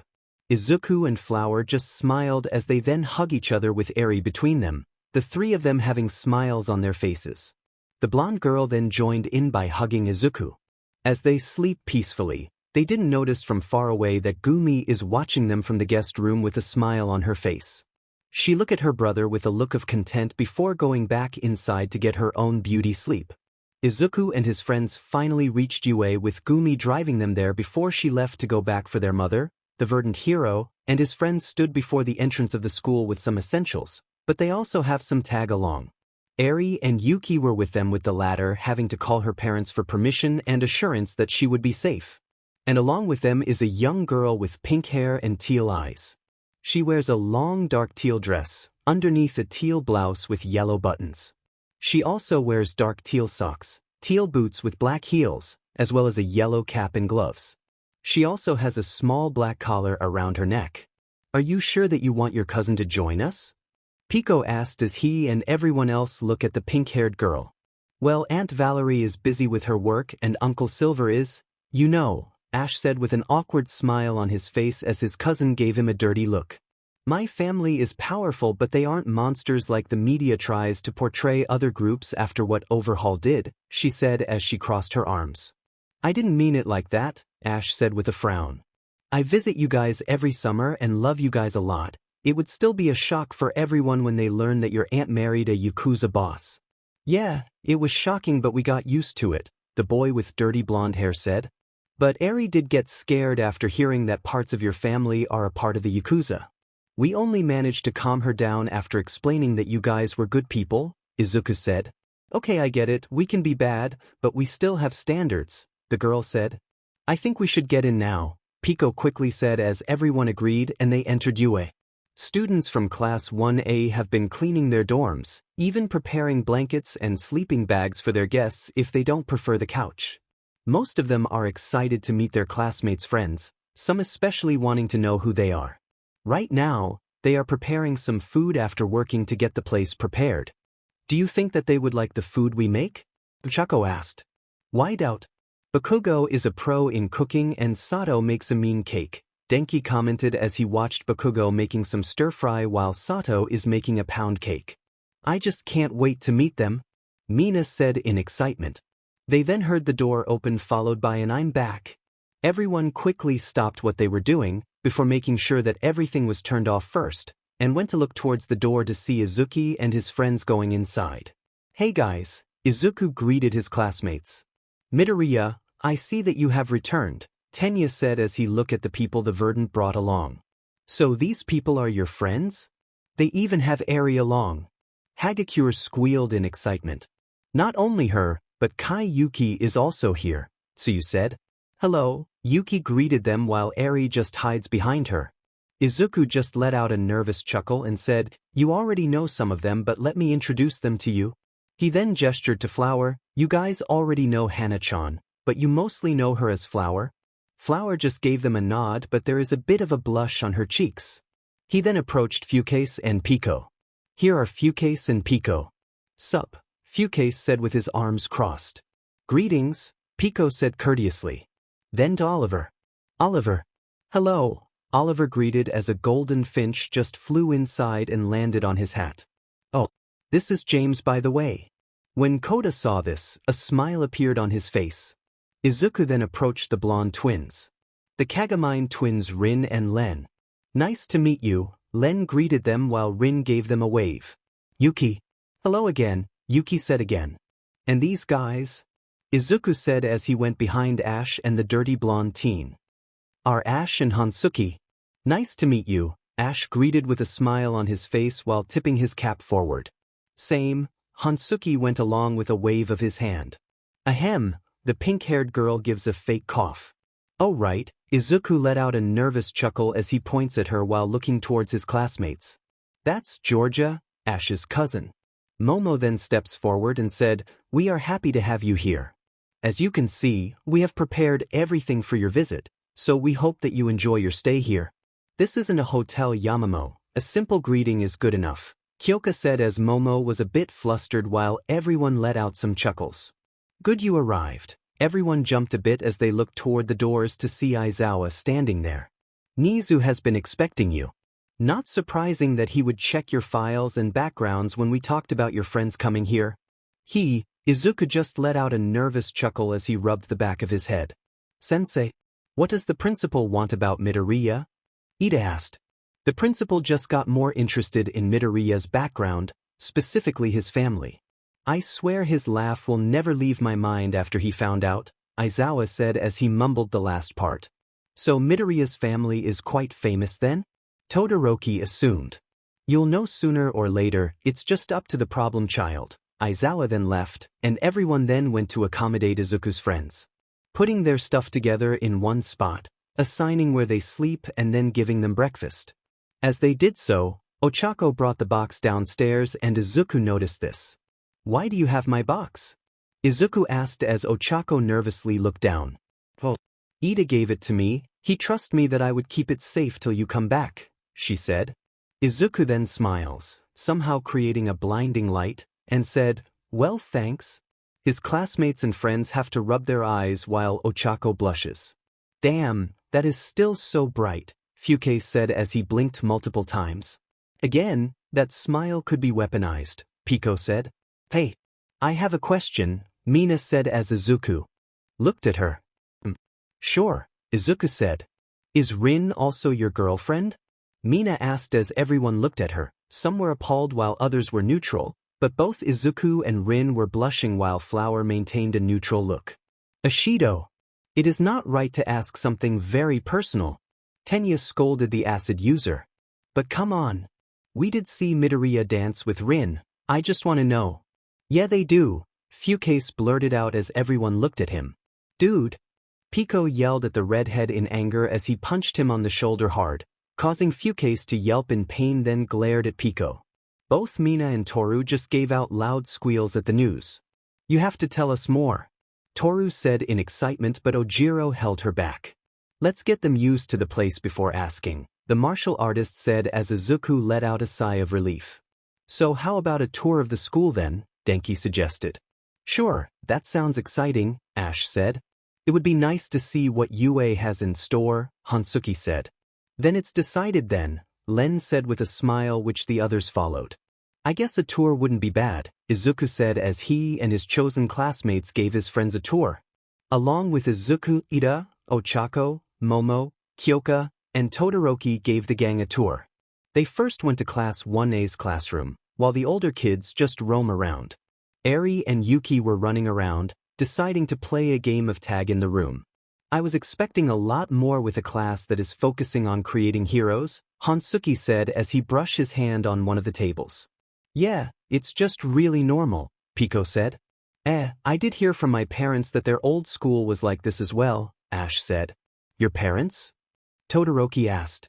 Yeah, my mom and dad along with my aunt came to Japan from England to study along with their friends for a year.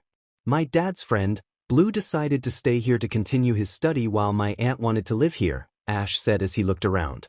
It's not UA if you want to know, it's a completely different school. So your parents are heroes? Chaco asked.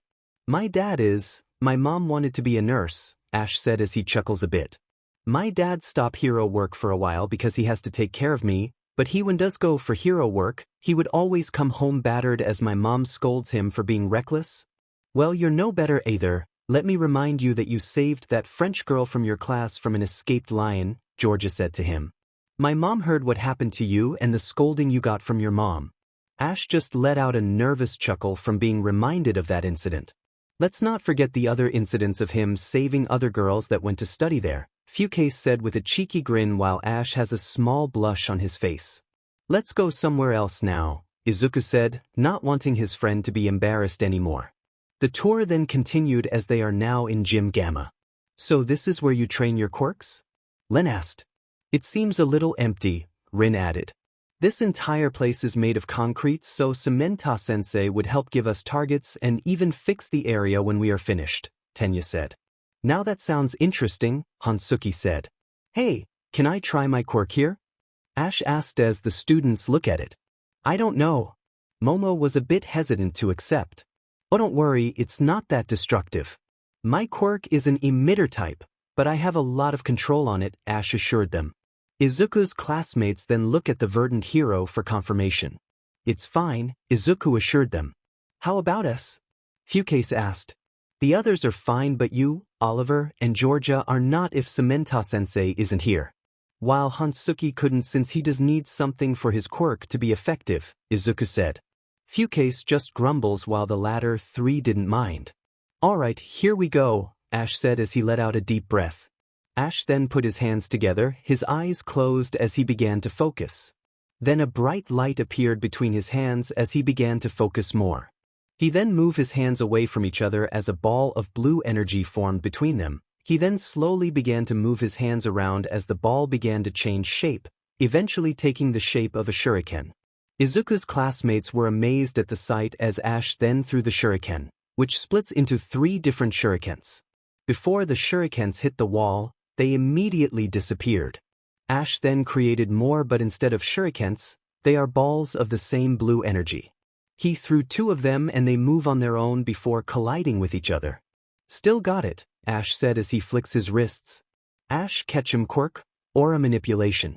Asterisk, he can exude his spiritual energy to form anything ranging from passive armor to homing projectiles. But he needs a lot of energy if he wants to fight longer asterisk. My turn, Pico said as he steps up in front.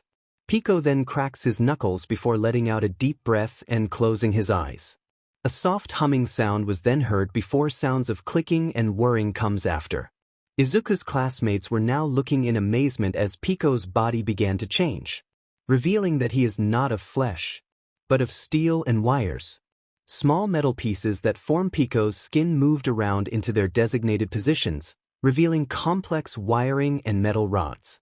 His feet open up to reveal thrusters inside them as Pico began to hover. Another pair of thrusters were revealed on the palm of his hands, now keeping Pico stable as he hovered. His back opened up to reveal complex machinery that began to take shape and eventually form wings. Lastly, a visor forms around Pico's eyes, and the decorative plug seems to retract within his dress. Is that his quirk?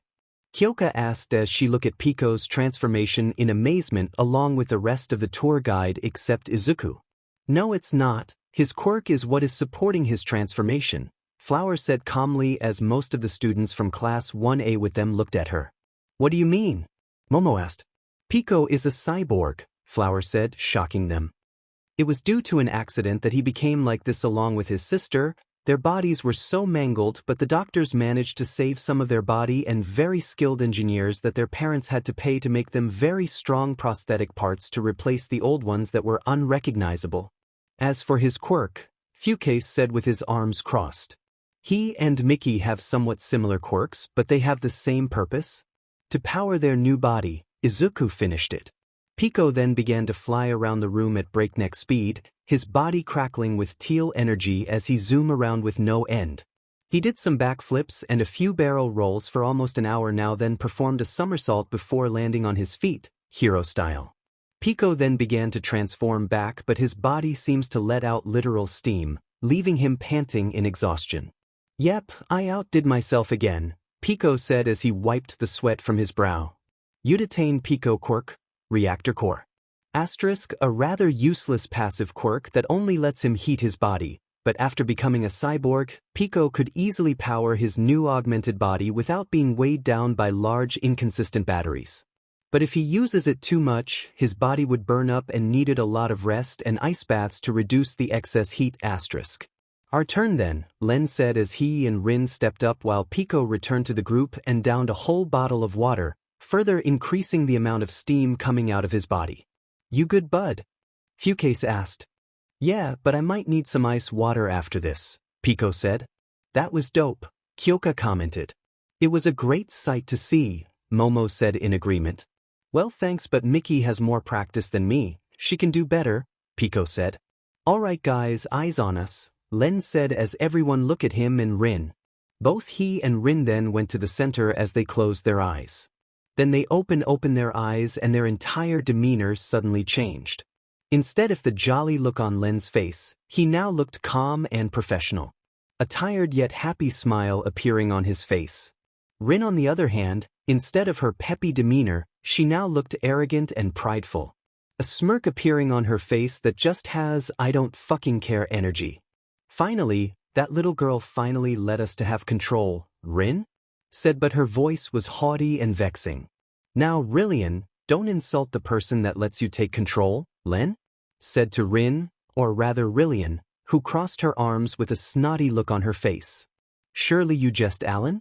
When the first time we appeared on this world, I have to walk among these fools while watching those people in spandex saving the day, Rillian said as she air quoted the last part as Len, or rather Alan, just let out a tired sigh.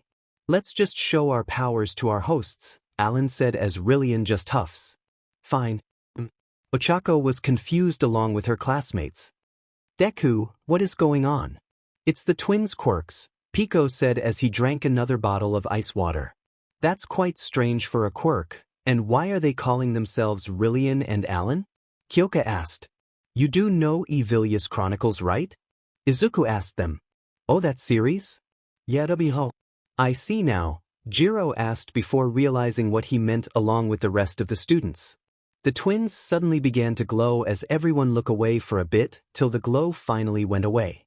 They now see the twins having completely different looks. Rin, or rather Rillian, has her shoulder-length hair in a small ponytail held by a four-petaled ribbon of honey and white ridges. A black rose for a hairpin and another for the tie. A detachable, honey-colored collar locked in a golden accessory and a circular red gemstone of similar craft to the necklace she wore, wrapped around her nape. A shawl of white strewn with tiny little details attached itself to her honey-colored dress to match the color of her inner petticoat. Her honey-colored overskirt atop the layers of dresses was of baggy sleeves and baggy pleats for the white inner garments. Golden roses acted as pins and accessories as the ribbons she wore matched each. A cravat-likened scarf tightened around her waist like a shawl. And further down on one side, as the folds grow smaller, The orange ribbons reminiscent of a braid decorated the slits of the outermost layer of her dress. Whatever fancy shoes decorated her feet was veiled by the laces of her outfit. Len, or rather Alan, has his hair combed down while his small ponytail still remains on his head. Firm, squared shoulders fashioned with a golden coat with white outlines. The high, fitted collar of the pure white inner linen adorned in golden strips, veiled under a brown vest. A purplish-white cravat strung tight his neck like a collar to a slave and to his duty. Purplish-white trousers that neatly folded upwards, 2 buttons in linear to fasten each in place. White high-knee socks hugged his legs, brown shoes that stood with silver buckles.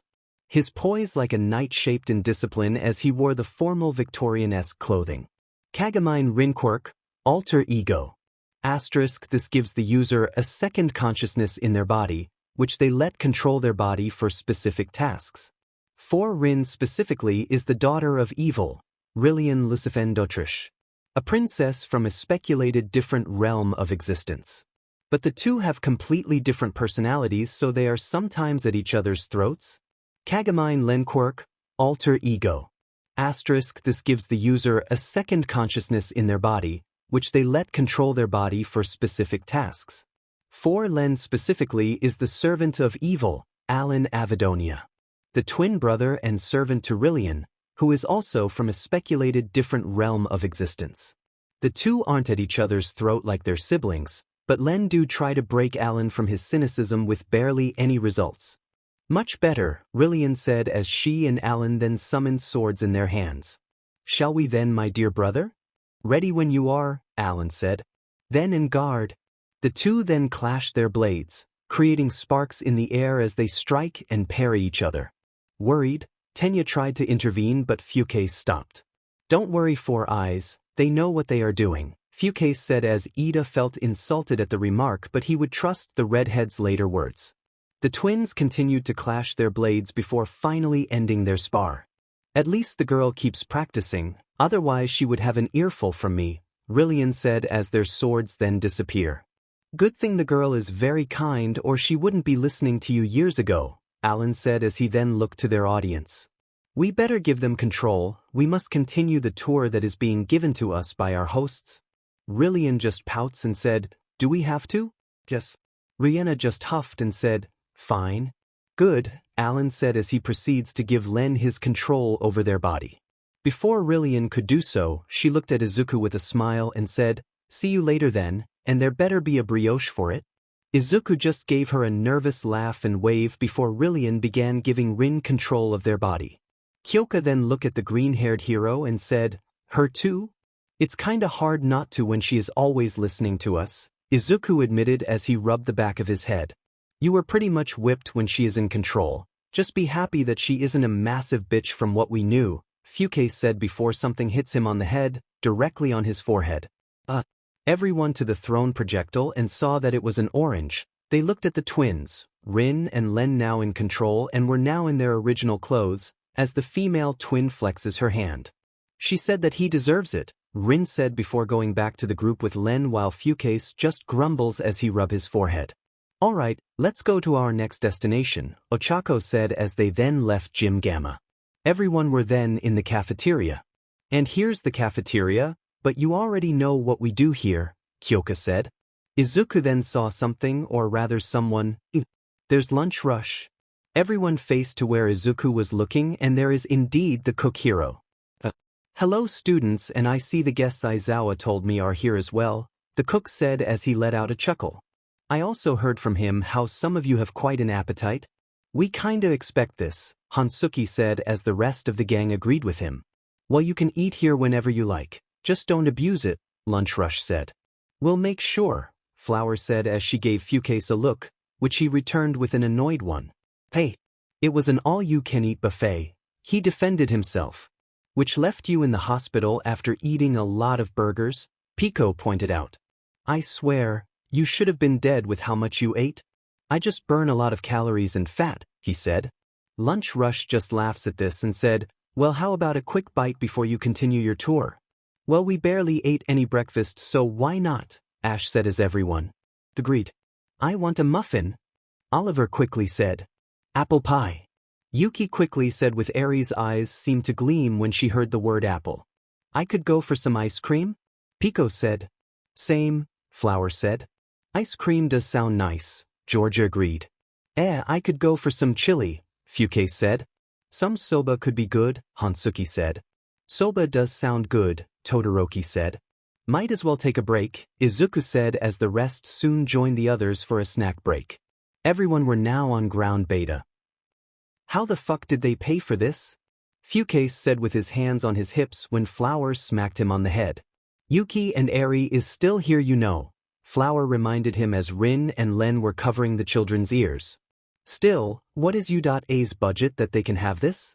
Pico asked. Izuku and classmates just out nervous chuckle as they thought of the other facilities that the school has that must have cost like millions.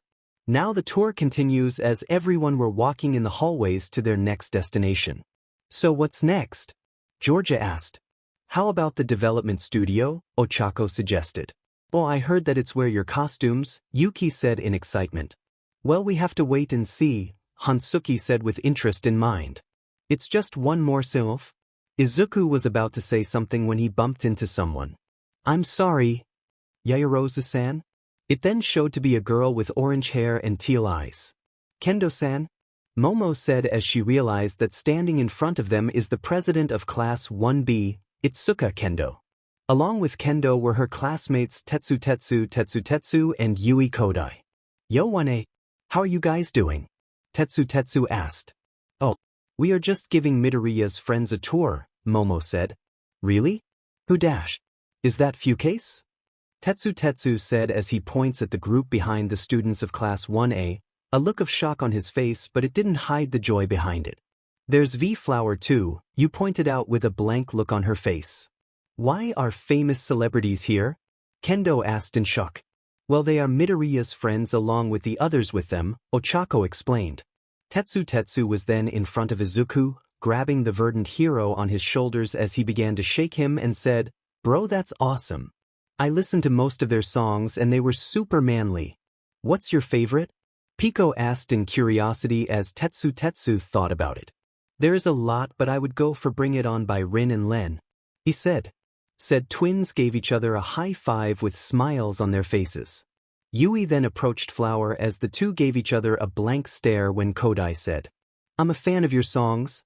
Thanks, Flower said. Since introductions are done, shall we continue the tour? Tenya said. Where are you guys going next? Kendo asked. To the development studio? Izuku said. Well, if you have time, come visit our dorms, Kendo suggested. Well, sure, we don't mind.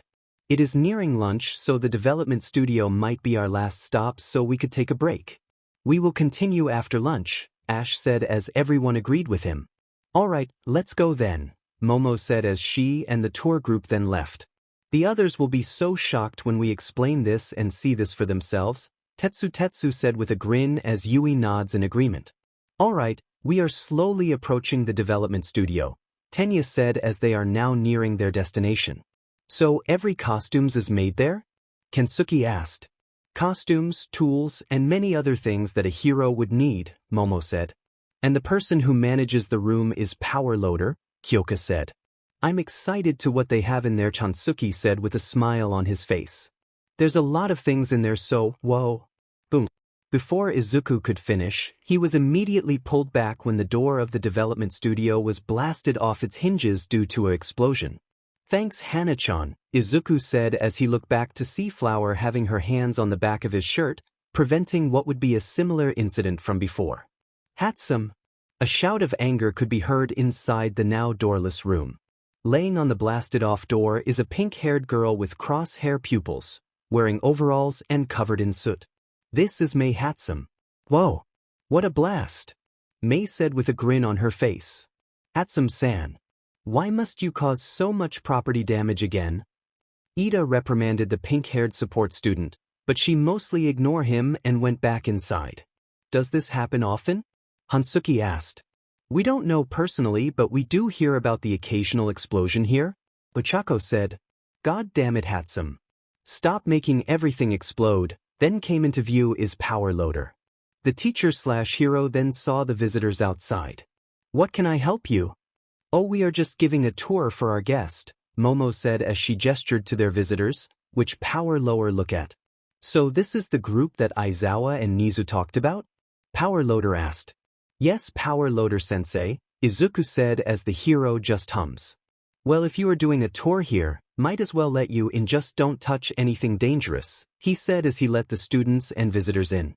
The students then let the visitors look around the place, Piko and Hansuki clearly having some interest.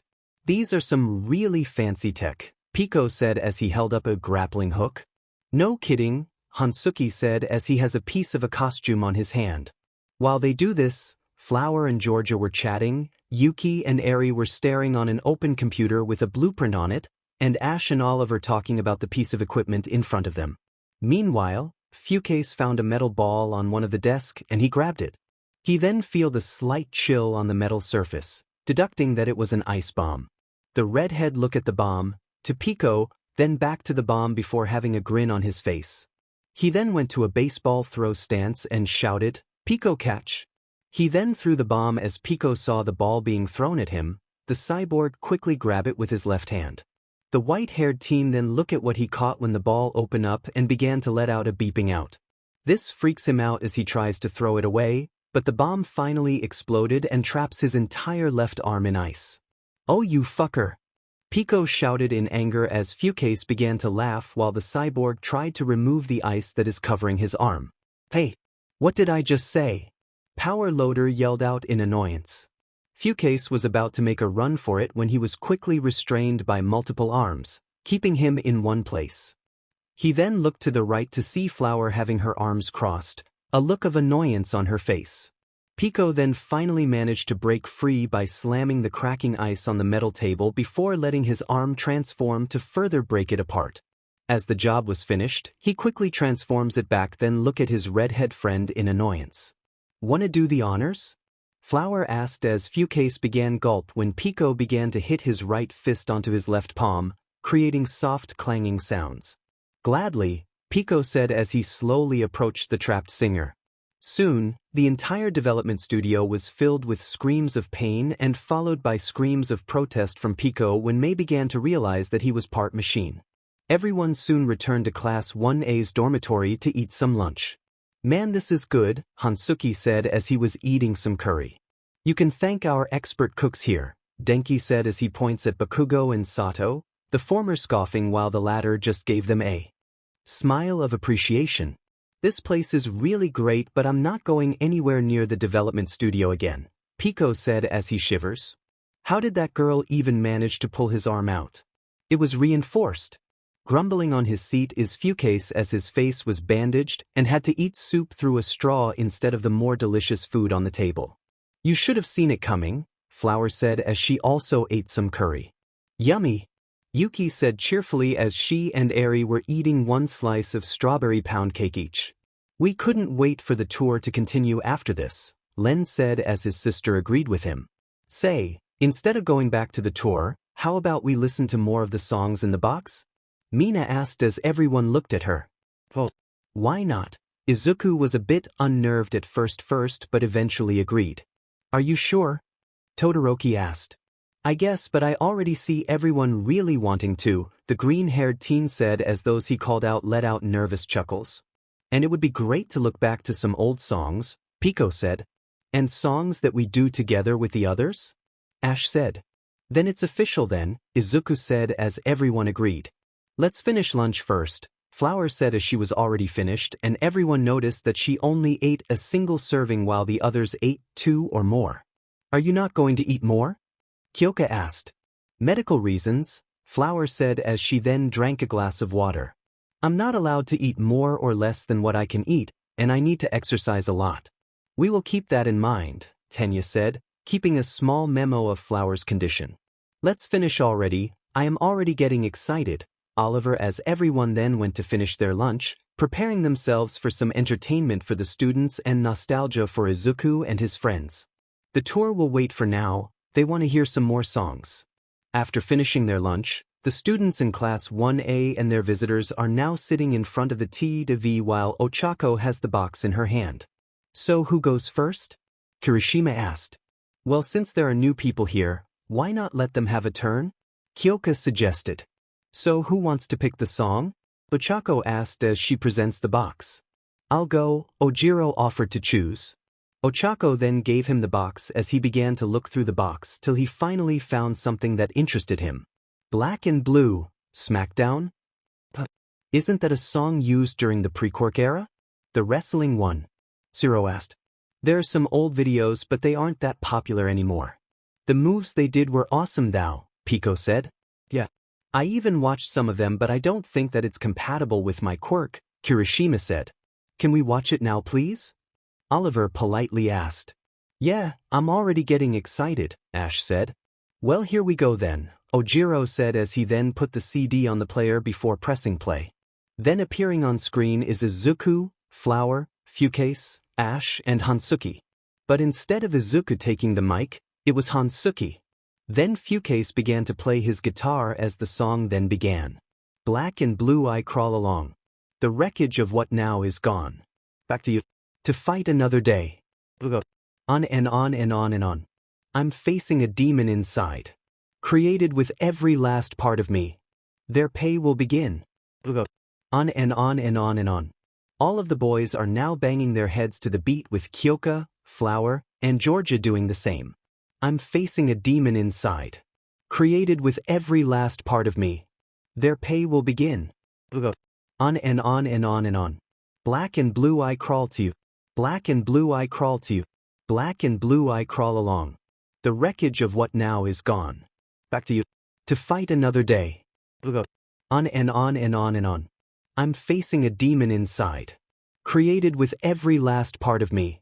Their pay will begin. On and on and on and on.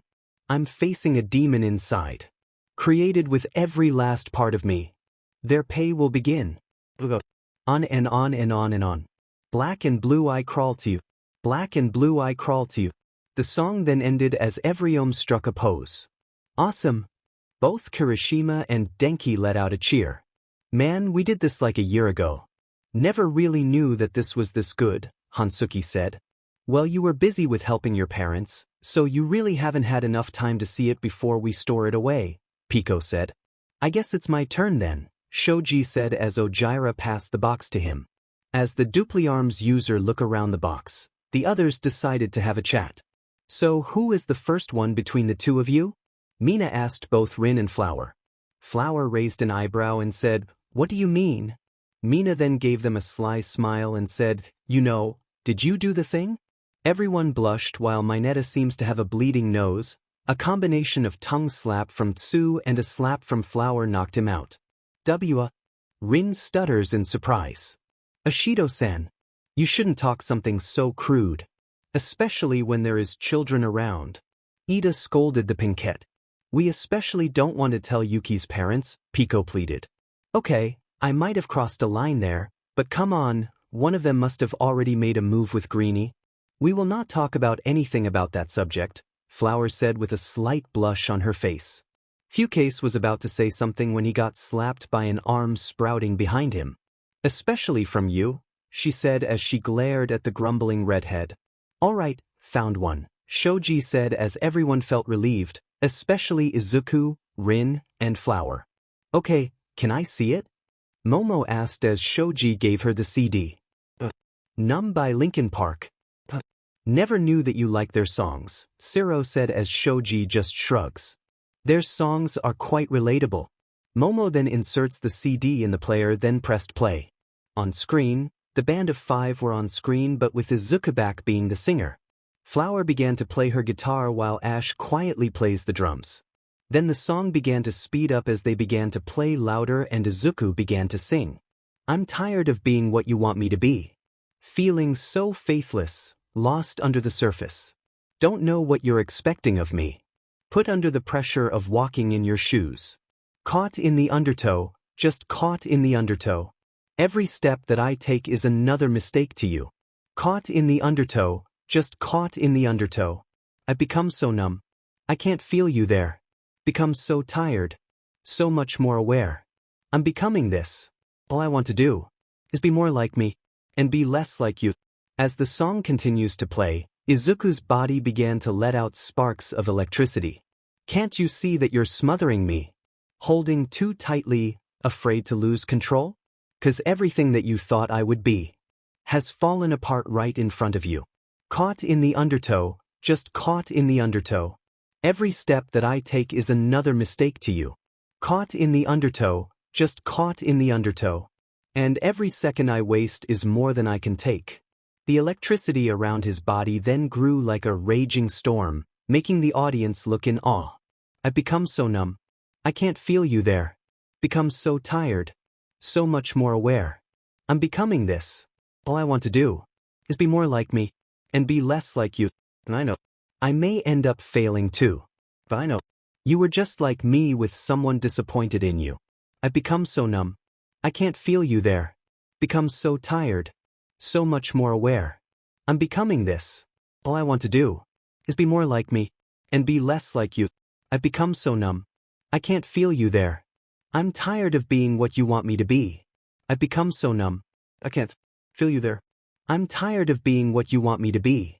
Izuku then stopped singing, the electricity fading away while Flower continues to play her guitar till the song finally ended and everyone did a pose before the video ended. Dude, that was awesome. Denki complimented Izuku. Well, Izuku was then blushing. I did have a good teacher.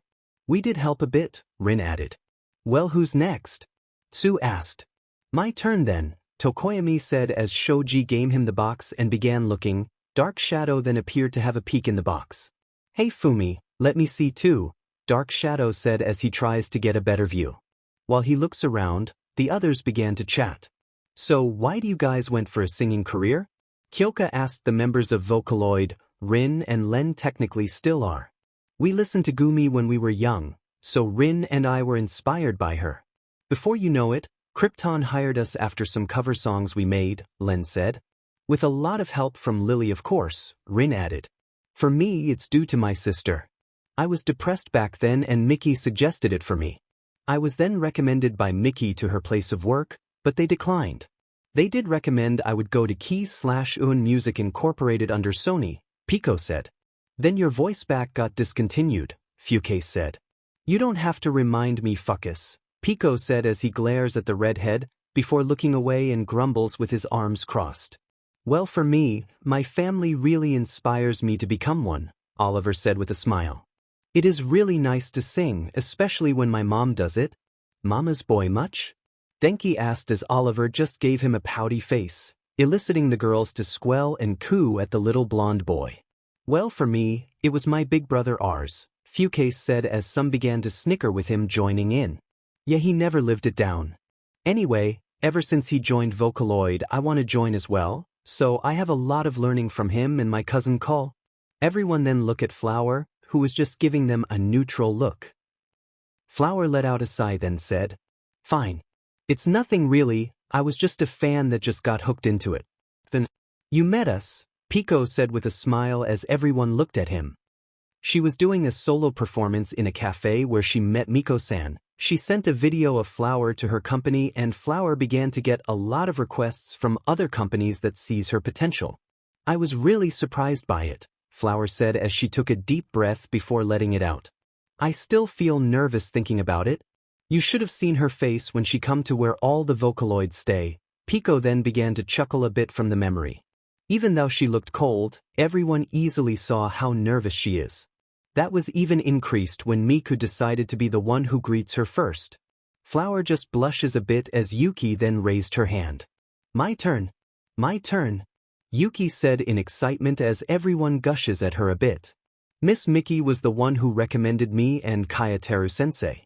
She went to one of Kayateru-sensei's concerts while she saw me in a talent show. We decided to be in the same company as Miss Mickey. Ah, that's cute, Mina commented, imagining Yuki singing for a talent show along with the others. Well, your vocabulary is improving but you should also work with your grammar, Pico said as he ruffled Yuki's hair as she giggles. Got one. Dark Shadow said as Fumikage has a CD in hand. It's Dance with the Devil by Upchurch, Fumikage said as he then gave the CD to Momo. Let's play it then, she said as she put the CD and then pressed play. The TV then show Izuku sitting by a tree with his back against the tree while Flower sits on the opposite side doing the same as him. The melody then began to play as Izuku began to sing. Every night that I'm alone, I fall in a different zone. I am in a place, my body isn't needed anymore. I see phantoms at my window, third level of my estate. They walk on a certain level, looking at me, through a double pane. They see mine, theirs is Jane, we both nod, we both wave. They're probably just lost like me, but never had the time to spare. But even if we did it, probably wouldn't catch my lingo. Looking at me skeptical like I was Johnny Ringo. It's safe to say that they don't mean no harm, though. They whisper to me, till my eyes fall inside my pillow. Put me in a natural trip, to levels of dimensions. Let me see my future, through some type of supernatural premonition. I don't want to dance with the devil. I just want to confront him, at a table. And I don't need your hollow promise. I just need to look you in the eyes and tell you that you didn't help me make it. The two that began to sway go the beat as they have their eyes closed. You didn't help me make it. You didn't help me make it. You didn't help me make it. Flower then opened her eyes as she continues the song. The devil, he wears a scarf, full of fake happiness and promises. He says he calls your city, like things of gold and accomplishments. But, I've been reading documents, that say your words are counterfeit. Get a lesson in myself, with no reason to be announcing. Times have changed, I've stepped away. From the deception of the man, that's looking over Broadway. I know the power of myself, so I'm talking full percentage. While they sleepin' on me, I'm sleepin' in these white linens. When the stage lights all go out, I'll be okay. Stay high all day in the shade. My mind went up, it didn't come down. It flows, all alone, in the grace lands. And I don't want to dance with the devil. I just want to confront him, at a table. And I don't need your hollow promise. I just need to look you in the eyes and tell you that you didn't help me make it. The two then stood up as they walk away from the tree and their eyes meet. You didn't help me make it. You didn't help me make it. They then smiled at each other as they began to walk away from the tree. You didn't help me make it. I don't want to dance with the devil. I've been on my grind like the whole time. So, I'm on a whole different level. As they walk, their voices are being played in the background while the two looked like they were talking each other, body gestures showing that are having a good time along with the smiles on their faces. You can see it in my eyes, I was built for this. It's finally my time, yeah, I killed for this. Plotted from the sidelines, till I made the shift. Now, it's my time for the tucking. I'm just chasing money, trying to dodge the fame. I had plenty of problems before I had my chain. Now, my diamonds are blindin', even in all of your shade. You didn't help me make it, that's a fact, I'm happy to say. I don't want to dance with the devil. I just want to confront him, at a table. And I don't need your hollow promise. I just need to look you in the eyes and tell you that you didn't help me make it. On the distance, their friends are waiting by a small van with Gumi being their driver. They then see Izuku and Flower in the distance as they walk at them from the distance. You didn't help me make it. You didn't help me make it. Rin and Oliver ran up to them, Rin managing to tackle Izuku down to the ground while Flower managed to catch Oliver before getting the same fate. They just laugh as they continued their walk to the van. You didn't help me make it. As the melody continues to play, it was now nighttime and everyone was inside the van. Some were already asleep when Gumi looked at the rearview mirror to see that both Izuku and Flower were asleep, the both of them leaning against each other as Gumi from the sight. The song then ended as the city of Muzutafu was last seen before it finally ended. That was actually pretty sweet, Toru said. So you had it rough too? Kyoka asked Flower. You had no idea, but I did like the look on their faces due to where I am now, Flower said with a small smile of pleasure on her face. My turn, Dench said as he grabbed the box. I never really did have a chance in picking one. As he began to look around, everyone went back to chatting. So, ever went along with their tours, specifically world tours? Zero asked the Verdant hero. Well yeah, that is how I met Ash in the first place, Izuku said. So how does it feel? Ejiro asked. Well, I guess breathtaking, he said as he smiled a bit. I even met the other singers there, their respective employers letting them join the tours so they could have fun while the rest sang.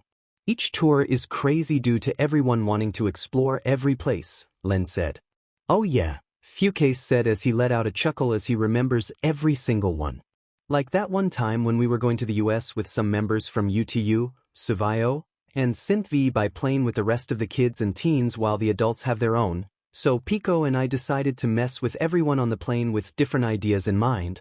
Pico then laughs and said, I still remembered that, like how we moved T next to Len when they were sleeping. You should have seen how scared he was when T wouldn't let him go. What do you expect? Len questions them angrily. You had my stalker sleep next to me, who wouldn't let me go and sleep talks about us getting married. I might also add that she would hurts those who try to get between us. Why is she still active? Ida questions as he and everyone were a bit scared. Because she is all talk, Flower answered with her arms crossed. While she could do it, she wouldn't dare when our companies allowed us to use our quirks to defend ourselves, so if she crossed the line then she will be immediately put under arrest along with some time in the mental ward. She knows this very clearly, so she is slightly improving but that still didn't stop her from being too clingy, Rin said. You made sure of this by checking her room every day, Pico said. Okay then, Todoroki said as the others were quite a bit till Denki finally found a song. All right here, Denki said as he passed the CD to Momo. Love dramatic? Momo said in wonder as she put the CD in and pressed play. Then on screen are two adults that most of the audience didn't know. One of them is a young man with fair skin, spiky black hair, and round light brown eyes. The other is a young woman with long yellow blonde hair in a ponytail with a fringe on the front and greenish-yellow eyes. The former wearing a black suit while the latter is wearing a white wedding dress. Hey, that's my mom and dad. Is this their wedding video? Ash asked. They let us have a copy of their wedding dance, Izuku said as everyone quickly looked back at the screen. Both of them are on the dance floor with other people watching them. Joyful music then began to play from the background as the wedded couple began to dance. Love me Mr. Oh Mr. Yum jane nara kikasit. Ne Mr. Mao Mr. Jirasa rara hodo setsunai. Omoi dake j abradesu. Sono shursen and I make so and I nair. Futari dake no abunai game. Love is war. Love is war. Love is war. The guests then joined the fun as they dance along while the couple were doing the paso doble. Budorasit. Dramatic wa kore kara. Ijuar na koi no yokon shibarer. Furita ubi no saki j unmi wa machuabatairu. Anata ni iwasitai. Kokoro no kabwa, kokoro no kabwa. Yaburu ai no kaku. Love me Mr. Oh Mr. Yum jane nara kikasit. Ne Mr. Mao Mr. Jirasa rara hodo setsunai. Omoi dake j abradesu. Sono shursen and I make so and I nair. Futari dake no abunai game. Love is war. Love is war. Love is war. The two were then doing the tango as another couple danced beside them, both having brown hair. Madawa seat. Sono ki jie nai suburida. Otagai enai kakahiki wa enjitter. Furue iga no yuna. Yashashiai ketsumatsu wa I ranai. Uso se kobamanai. Ai enai dakarit, ai enai dakarit. Mato kawarit mitai.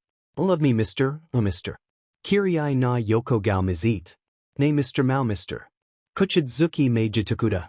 Atsukushi sa ni kaku sereta. Pure na dake jane hitomi ni. Namikomeru abunai game. Love is war. Love is war. Love is war. Anata waitsu maid. Kodi iwanai no.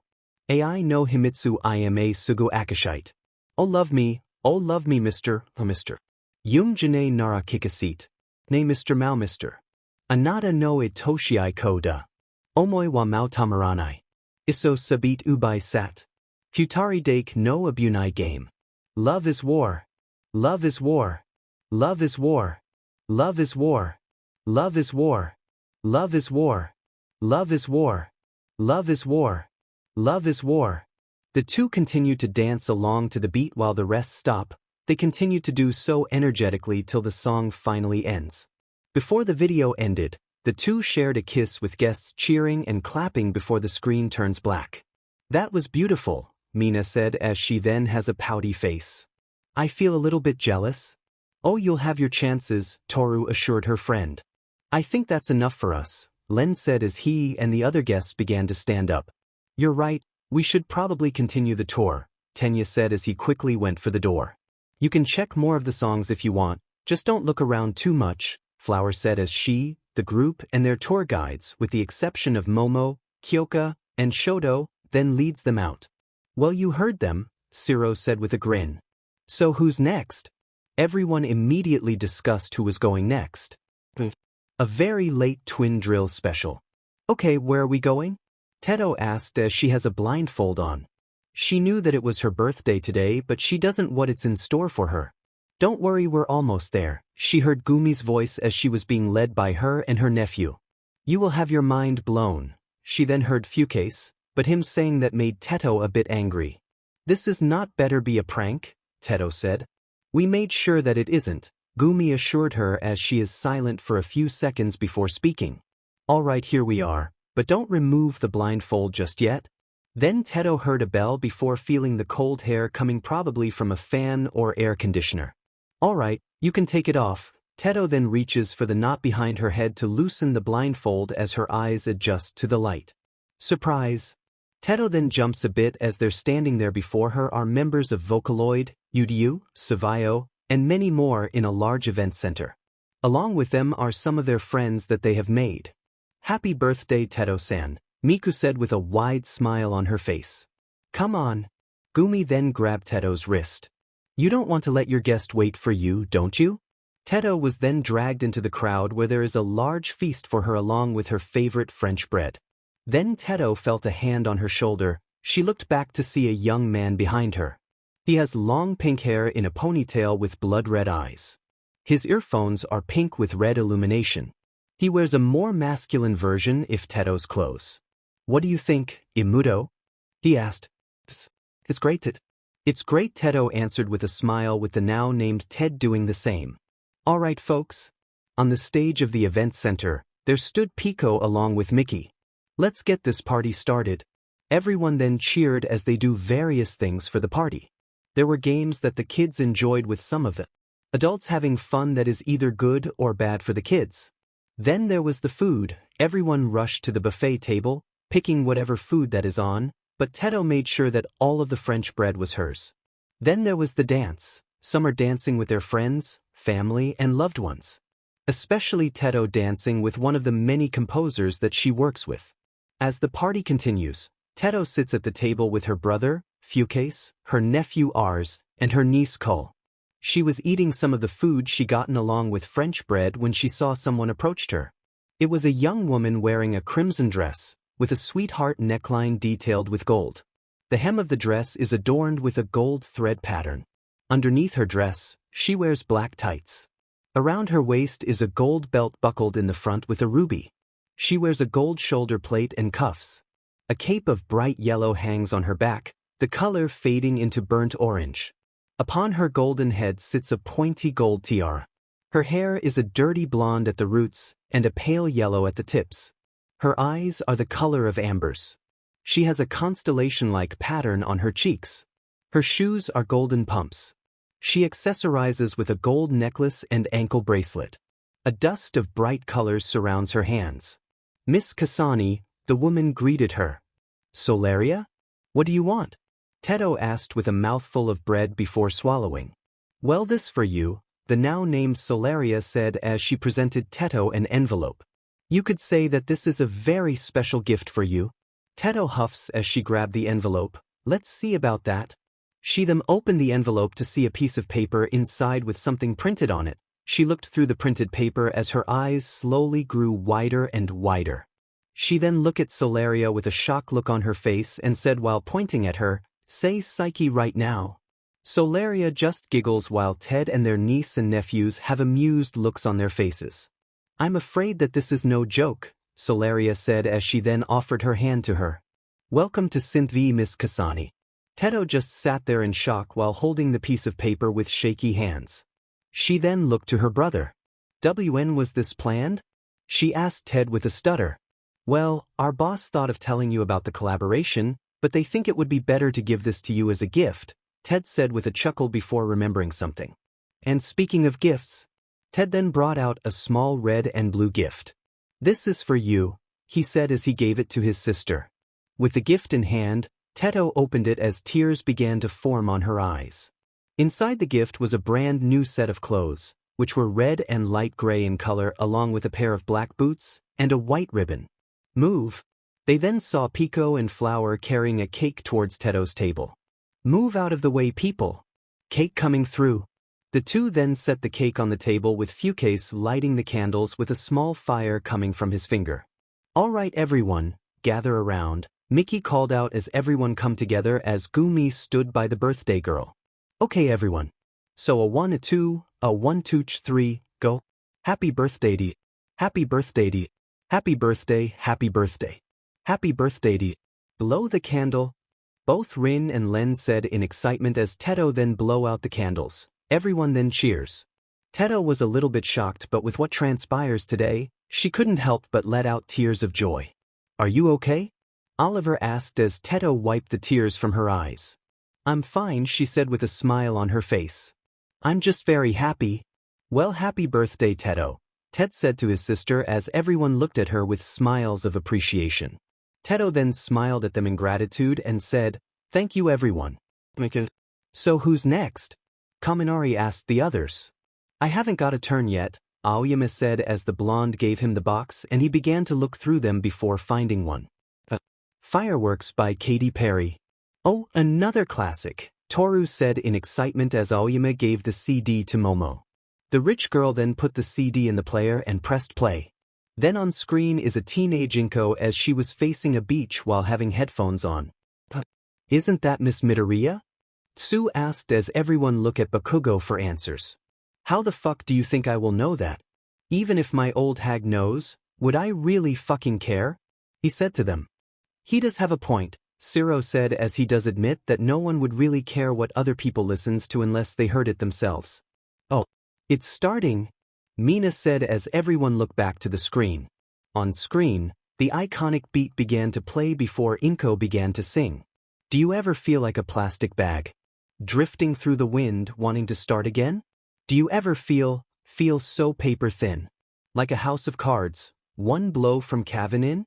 Do you ever feel already buried deep? 6 feet under screams, but no one seems to hear a thing. Do you know that there's still a chance for you? 'Cause there's a spark in you."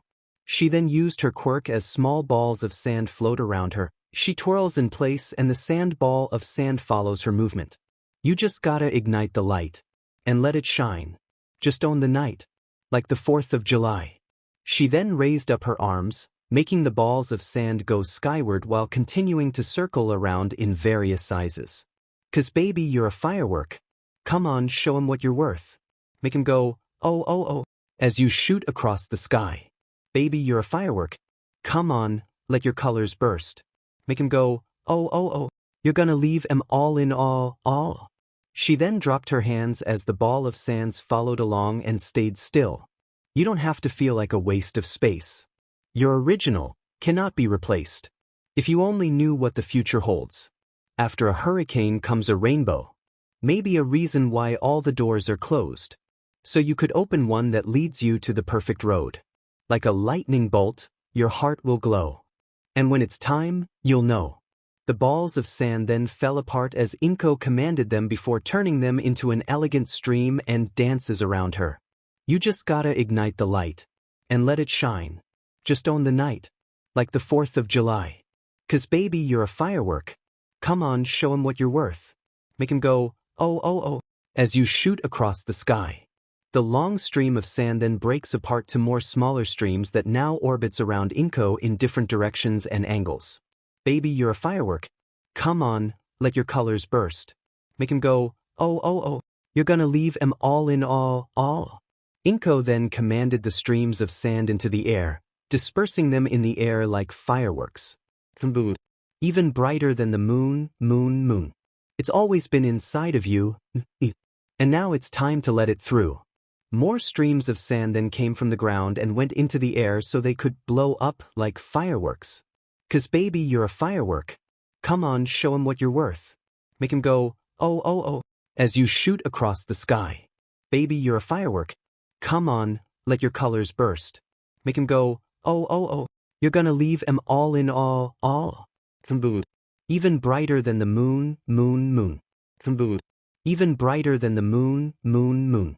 The song then ended as Inko stopped using her quirk. She then looks at the camera and smiled before the screen goes black. That was really cool, Mina said with stars on her eyes. It was amazing, Shoto added as he nods. I guess.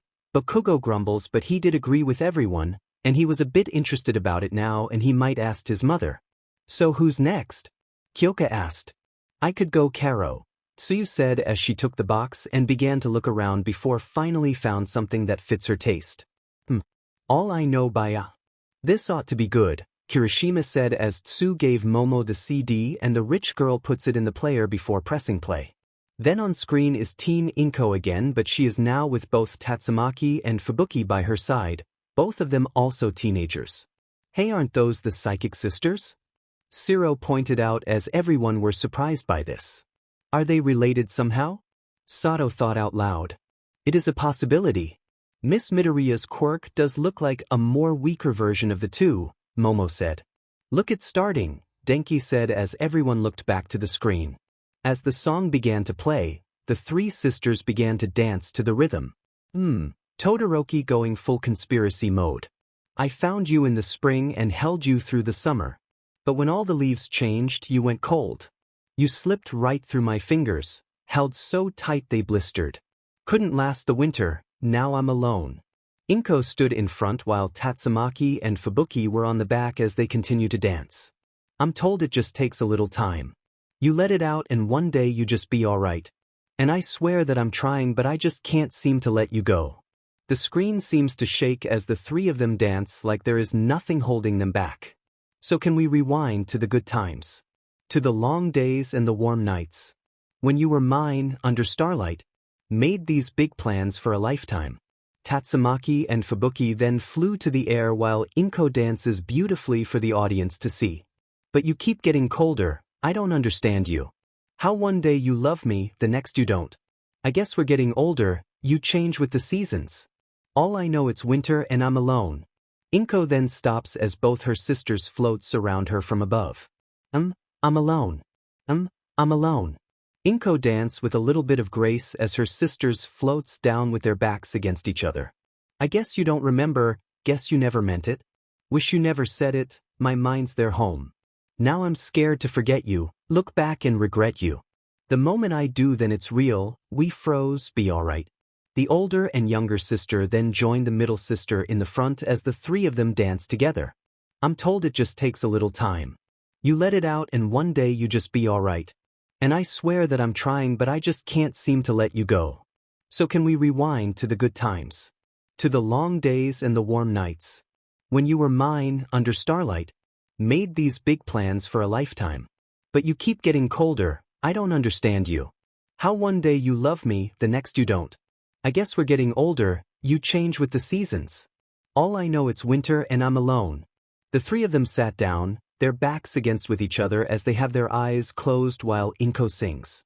So can we rewind to the good times? Long days and warm nights. When you were mine, under starlight. Made these big plans for a lifetime. The three of them jumped to their feet as they continue dance for their viewers. But you keep getting colder, I don't understand you. How one day you love me, the next you don't. I guess we're getting older, you change with the seasons. All I know it's winter and I'm alone. The three sisters then stand side by side before giving a bow and the video ended. Most of the class then give a round of applause when Sato grabbed the box. Alright, my turn, Sato said as he began to look around. While he does that, most decided to chat. So, I have been thinking, Mineta said. This better not be something perverted, Kyoko warned him, her jacks raised to prove her point. It's not. Well, maybe a little, the jacks close to him and Mineta frantically wave his hands. It's not that bad. I am just wondering if Midoriya has more girls. This stopped everyone as they thought about it. I mean, do you think that Midoriya has more girls other than Flower and Rin? The pervert said. Well, he and Kagami were close friends but I don't know about him and Kaikane, but the possibilities is there, Momo said. Why are you calling them by their surnames? Denki asked. Well, it would be rude to say their names since we are not that acquainted. While they are very famous, it is still very respectful to say their surnames till we have a better relationship with them, the rich girl said as Ida nods. I do agree with that, Tenya said as he then looked at Mineta with a judging look on his face. But what you are especially asking is very disrespectful. You shouldn't ask something so complicated, especially one of our classmates. Can a dude just be a little bit curious? Mineta defended himself. You can just ask them? Toru suggested.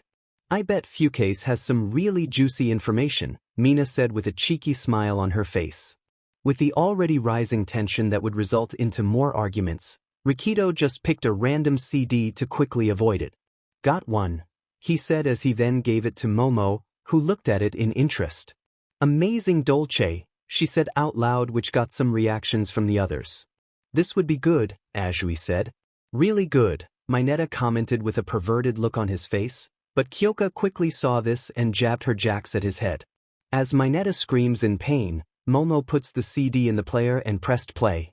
They're appearing both Rin and Len on a stage with a cheering crowd facing them and an older woman in her 30s with them, the three of them wearing clothes fitting for a fantasy setting. First off, the woman with them has short brown hair and hazel eyes. She is currently wearing on the video is a red dress with frilled underlayers, a pink and brown striped apron with white frills, a short, red, collared coat with puffed shoulders and white inner fabric, a brownish red crop top with matching detachable sleeves, white sleeve coverings tied with red ribbons, a white ribbon tied at the waist, brownish red stockings, and red boots with white cuffs with strawberry ornaments. Additionally, she is wearing red contact lenses and a brownish-red witch hat with multicolored ornaments perched on it.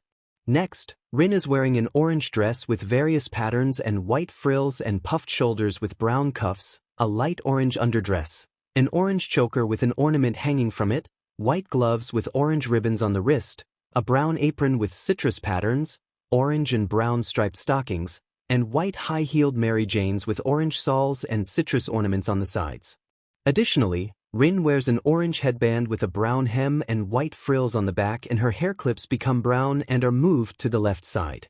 Lastly, Len is wearing a collared shirt that is white on the top with green stripes on the sleeves and matching cuffs and becomes brown on the lower part with green diamond patterns, a green ribbon at the neck, white, fingerless gloves with green and brown cuffs, a brown waist apron with green hems held by a brown belt, green pants, and white boots with brown tips, green soles, and ribbons tied around the cuffs.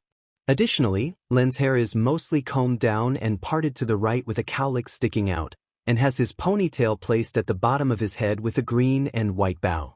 Rin and Len looked so adorable, Toru said in adoration. Those are very fashionable, stunning even, Aoyama commented. Denki let out a whistle as he looks at the older woman. Even now, Miko still looks really hot.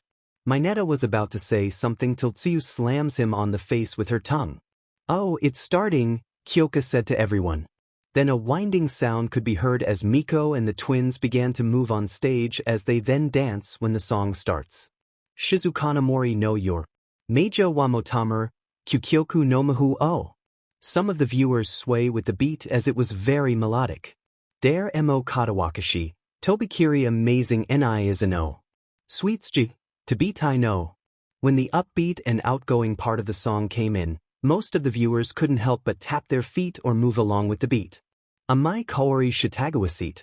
Yuta goken, yobasamas. Tsuyamiku iro misetsukit sexy. Mineta was about to get a picture with his phone when Tsuyu slapped it off his hands. Magical cooking hajimar yo.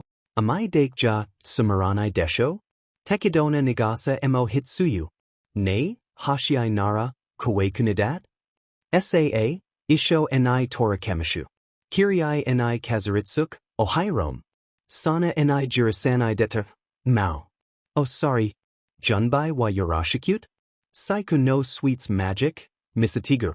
Both Mina and Toru then get off their seats as they began to dance as some of their classmates cheered them on when the rest continued to listen to the song, tapping their feet and bobbing their heads with the beat. Torikeru uni kuchizukidi. Kokoro yuku made omeshiger. Kami mo satan mo matawaser. Go kuju no honey. Sweetsjia. Tabitai no. Nagai. Katai. Betchabeka. Kojasuji. Qmo anti. Dokumata. Hidakuchi kamiba go to hell? Meshimaza cooking mata shippai. Kyun no michi. Magical cooking. Jaimin no mahu mo kikanai. Mao, otage. Nandi fakuna ending. Akaramur no wa, mata hayai. Kantana kodo wa, sumaranai chao. Pachizri no michi wa cho, kuashiat. Sordemo, sukanraba, ichiryu mezashite. Saa, isho enai gambarimishu. Yasashiku, nadaruna tetsuki da. Sana enai ranbu enai shircha daimyo. Oh sorry. Banji wa, nukarinaku. Hantu no sweets magic, misatigur. Torakuryuna sweets no. Oaji wa beauty? Sexy? Amai. Kami mo mao mo unarazer. Gokuju no honey sweets o meshiger. Mirror no hai mo hitoba kara. Ikamai zutsu, kasanidi? Goken o kushishite. Kansei o tojisames? Dakyu wa urasanai? Churiba wa senjudazi? Seipishi. Pashi. Tuikimishu. Denki, Siro, and Kirishima then joined in with Mina and Toru while the invisible girl dragged along Ojiro. Momo was just clapping her hands, and the rest were Sinplai enjoying the song as it is. Then came that part as Mineta tried to take a picture again but Tsuyu slapped it away again, and Kyoka stabbed her jacks at him to incapacitate him till the song finally ends. Kibishii shugyu no hibio kut. Kansei. Cool and brilliant. Na sweets. So beauty. Tashika na eiju. Tayumanidoryoku, kuru no tsumikasane. Sorda wa, it's show time. Torikaru yuna suitsu o. Kokoro yuku made omeshiger. Shurj hako no spiceda. Mahu o kakamishu saa. Oishiku nair, momo kyun. Torikaru na kukidok wa. Hauchi? Bono? Riko? Excellent? Delicious? Umai? Kami mo Satan mo matawaser. Gokuju no honey sweets o. Terafuku meshiger. The song just continues as Miko and the twins continues to dance till they stop when they heard a buzzing sound. Everyone then calmed down as the ones who danced went back to their seats with smiles on their faces. Next, Kyoka said as Kaminari raised his hand. Me, he said as he then grabbed the box before grabbing a CD from it. He then looks at it with a smile on his face before giving it to Momo. Momo then looked at the CD and said with interest, nostalgic? Kyoka then gave Denki a dirty look and said, really? The blonde just let out a nervous chuckle as Momo then puts the CD in the player and pressed play. On screen is Miko, but she is now wearing her iconic cropped, open-collared, sleeveless, red jacket, a red collar with gray and red ornaments, black, see-through cuffs with moving red parameters, a red skirt with a slit on the bottom left front revealing a black petaled inner fabric that goes around under the skirt, and brown boots with light brown shafts. Damn, she's hot, Mineta mutters as he saw Kyoka glaring at him. What? She's? Yeah, she was like our childhood crush back then, Siro said as some of the boys did agree with him while the rest didn't want to admit it. Jiro just groans as she rubbed the bridge of her nose and said, let's just get into the song. On screen, the song began to play as it was suspenseful at first till Miko began to move as she dances with the beat. Meiko. Ayaha. Fo. Now having enough of the suspense, Miko began to sing, which something some of the guys are waiting for. Fui enai yogairu hashagigo. Zero tichi de nokosurita past days. Mun o tsuku itami no wakwa. Akarame? Soratomo nostalgic? Matataku hikari enai sasaware. Keiko o tad ori meguri where enai kiri. Mi no me enai hiraguru kashiki wa. Kimi to mita mirai to onaji. Tuku enai kita raku egaki no yuta kido. Most of the viewers are now bopping their heads to beat while some even sway with it as they just enjoy the feeling of the song. Broasanaida. Imamo boku enai kikoeter. Imamo boku enai kikoeter. Miko was now just strutting around the stage, eliciting the crowd to cheer for her loudly. Meiko. Ayaha. Fo. Having enough with showing off for now, Miko continues to sing for her audience. Mui enai sujuru jikandake. Onaji ichi de nagamedita like chess pieces. Usure yuku kagayaki sorwa. Mokatiki? Soratomo nostalgic? Habataku Tsubasa o Yoko Manai. Karamawari Bakery Asari Tsunori. Kateriata Kibu Kanusiai. Ano Hibijie Tada Koishi. Tuku Miswada Hajimari no Basho Kido. Tada Sordakeji. Aime no Boku o Sasater. Aime no Boku o Sasater. Miko then began to strut as she winked once before going back as she just dances with the beat. Miko. Nostalgic. Nostalgic. Then the floor below her began to rise up, giving her a platform that makes the audience look up at her in amazement. Asaj Kuru made me otajite. Sashite Hitsuji de Kokai o Kazuru no. Madarinai Kodo Gurai Wakataru Kido. Demo de Kido Rizu wa Satizu enai. Tuku enai Kido Raku Egaki no Yuda Kido. Broasanaida. Aime mo Boku enai Kikoeter. Tuku Mezashita Yakusoku no Basho Zudo. Iki Hajimisit. Iame mo Boku wa Mezashiter. Iame mo Kimi wa Mezashiteru? La la la la ha. As she just dances on her platform high on the high when the rather spicy part of the video shows up. Both Mineta and Denki just watches the camera pointing exactly at her chest, which resulted to Jiro and Azui punishing them with jabbing and slapping respectively. As the song about to end, Miko just dances with a bright smile on her face as she then did a pose at the end. Everyone then began to clap while both Minoru and Kaminari nursed themselves from the punishment that they have gotten. Hey Todoroki, want to pick one again? Mina asked as Shoto looked at the box before looking back at the pinkette. Sure, he said as Mina gave him the box and he looks around in it till he grabbed another CD and looks at it with a raised eyebrow. He then gave it to Momo and the ponytail girl grabbed it. 1,000,000 times by my first story? Momo read it out loud. Never knew that you like that type of genre, Denki said.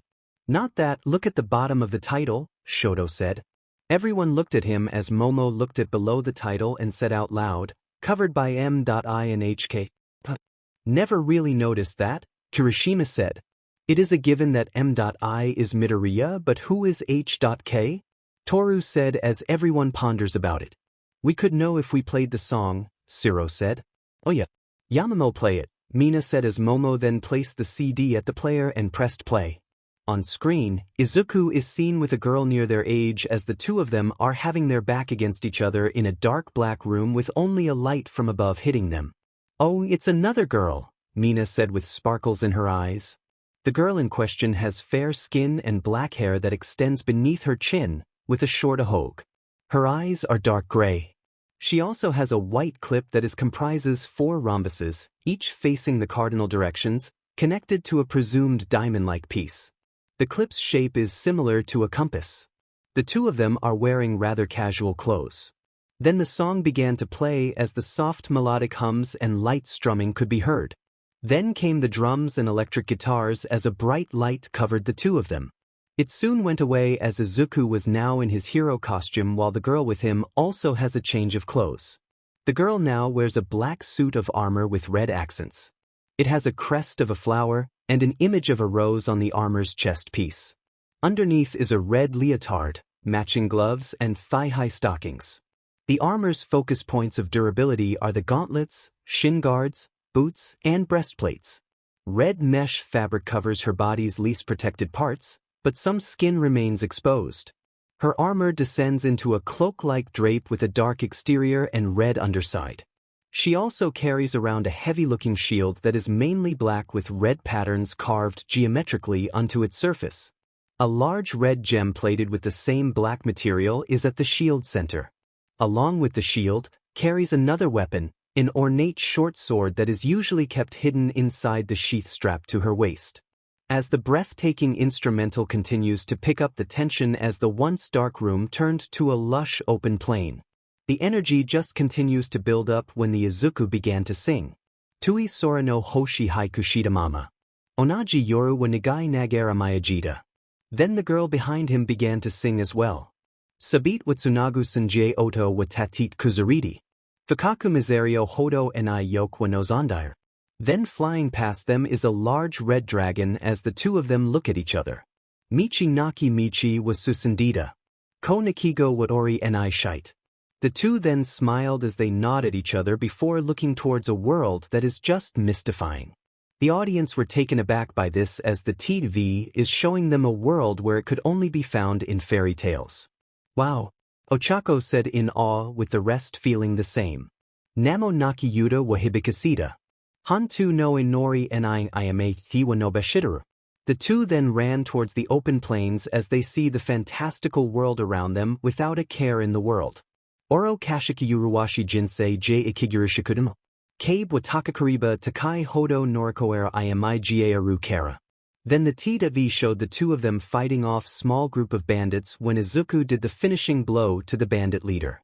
Hayakumanin no ichi demo yumj kanao nara. Oku wanando demo takai Suzuki yuku kara. Then it shows the two in the middle of the sea during a treacherous storm as the two of them fought of a massive sea monster that is attacking the ship that they were on. Anata je inakya hajimarana yo. Shibu wa tsukanakia owaranai yo. Then it showed the two fighting off a giant as the girl with Izuku summoned a three-headed serpent made from poison. Boku to kimi no monogatari and iwa. Dare emo nani moi yashurnai yo. Then it showed the two resting beside a campfire as the two of them are sharing a blanket for the cold night. Arikatari na sekai wa. Kata yaburi na sekai itu. Kara hit origine kara. Then the two of them are walk on the dirty road as they were soon joined by their friends like Ash, Rin, Len, Hansuki, and many others that the audience don't know of wearing different styles of costumes. All of them walking this same dirt road with one direction in mind as they all have large smiles on their faces. Masugana michi wa susumu toki sa. Fuan dake wa kizu ni tsukimatada. The TV then showed the large group fighting off a skeleton horde. Itsuno ma'anai ka soto kara kokoro wa kataku tozashi. Jibin esimo waijiri chikai wa yabatida. Then it showed them having to stop a massive dam to break. Kawaida warai wa yukabit shinda namaida wa namahashida. Then it showed them crossing a mountain range during a storm. Uganda omoi wa tsatit kono mama ashinai so dakra. Then it showed them fighting a massive black dragon as they charge at it with Izuku rushing in with some of the party while the girl follows suite with the rest.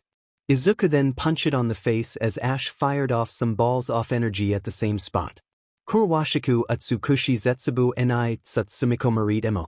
Rin and Len charged at the beast on a horse as the both of them have their blades ready. Meanwhile Hansuki is preparing a large spell that is clearly shown by the magic circles that surrounds him. Saki jie kurokariba kuwa hodo tsuraku meyo hayamo aru kido. Rin and Len then strikes the dragon's legs with a orange-haired girl with two pairs of swords followed suite, striking at the weakened spot of the dragon. The dragon was angry as it tried to attack but it was stopped by a young man with black hair firing gemstones at him. Hayakokunin mo me kara hikari wa ru kara. Izuku and Ash then struck it at its chest, making the dragon stumble back before the girl with the shield pushed it even further to the ground. Boku wa Seigo made Nozomi wa Sutizu inai Iranda.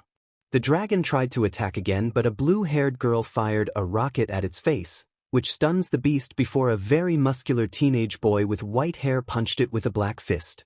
Shinjitsu wa Yawaku Hakanakut Itsuwari wa Tsuyaku Mashibaminda. Both Izuku and the shield girl then stand by each other with the rest as the dragon tried to stand up. Kimi, Tuboku no Ketsumatsu Nanti. Shiro, Kakuro ja Kimarana yo. Hansuki then finished his spell as he then summoned mechanical golem that is the same size as the dragon. Arfuretru Kasiki wa Makyu Ketaru sad aim demo. Koaranai Hitatsu Jine Kara. The group then stand by each other, looking at each other before they gain smiles on their faces. Armed and ready to fight as they face the now recovering dragon as it roars at them. Electricity seems to slowly cover Izuku as he and his friend are ready to fight. Weapons high, spells are ready, they are ready to end this fight. Hitori de Kawashidi Futari de Awasita. Izuku and the shield girl then look at each other with smiles on their faces as the both of them nod and face their adversary. Ano hai no yakusoku wa hadashite. All of them charged at the dragon. Spells are being fired and those with weapons charge at the monstrous beast. Oro kashiki yuruwashi jinsei j ikiguru shikudamo. Kabe wa takakariba takai hodo norikoera imiga aru kara. Izuku punched it again on its face along with Ash while Rin and Len jumped from their horse to strike the dragon's wings. Hyakumanin no ichi demo yumjie kanao nara. The golem then hits the dragon with its mechanical fist at the dragon as the winged beast fired a fire attack to stop it, but that was blocked by the shield girl, so it got hit and stumbled back. Oku wa nando demo takai Suzuki yuku kara. The blue-haired girl with the gem. Using boy then fired at the dragon with everything they got while Hansuki fired bolts of lightning. Anata je inakya hajimarana yo. Izuku then faced the distracted dragon while having his left hand holding his right wrist. Shubu wa tsukanakia owaranai yo. The shield girl standing in front of him as the poisonous hydra appeared before her again. Oku to kimi no monogatari and iwa. Dare emotes nani moi yashurnai yo.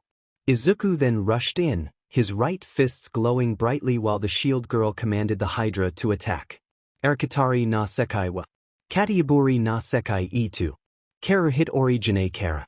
Both attacks hit as it causes a bright light and large smoke screen that was soon followed by an aftershock. The others hold their ground before it finally stopped.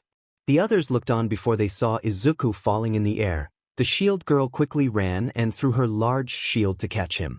The rest soon followed as they gathered around Izuku, who was groaning, as they gave him sighs of relief.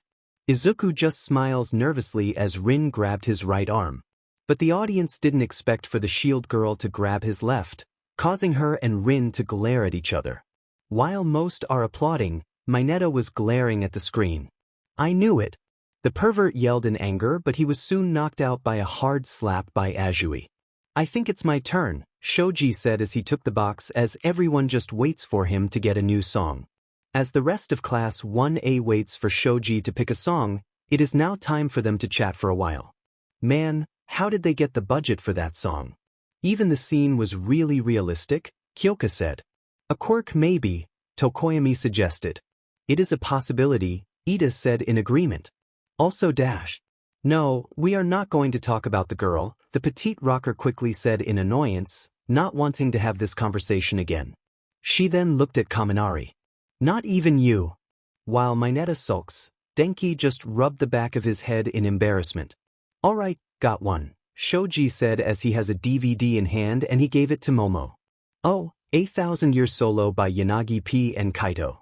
It even said that it came from Kansai, Momo commented. Oh, play it.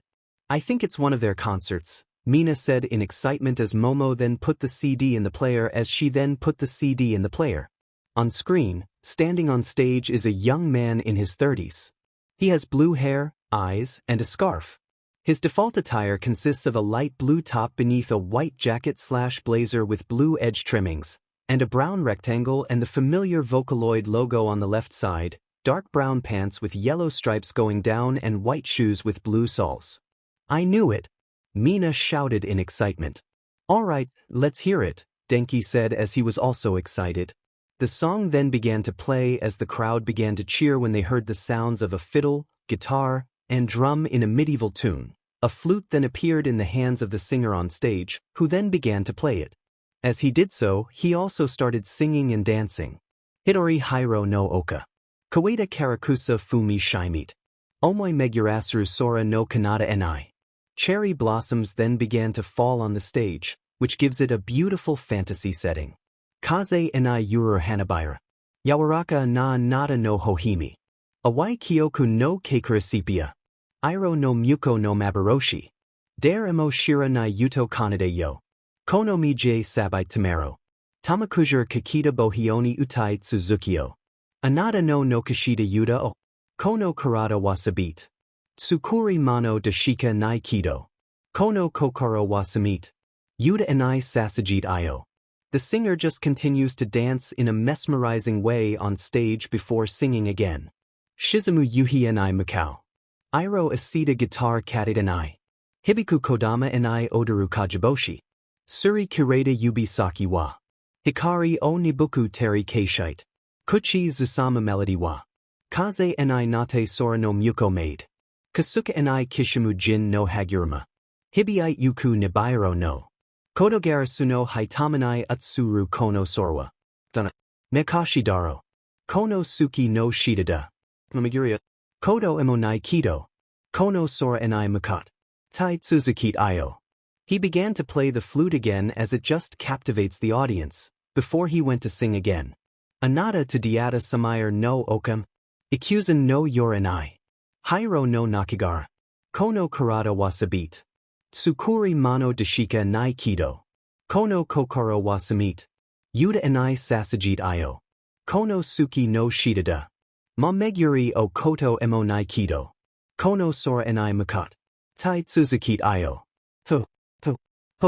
The singer just continues to dance on stage. Even when the song finally ended, he just continues to dance till he stopped and he disappeared in a puff of song and the crowd in the video began to cheer. It is still a very wonderful performance, Momo said. Just the way Kaito sings, it was really mystifying, Hyoka added.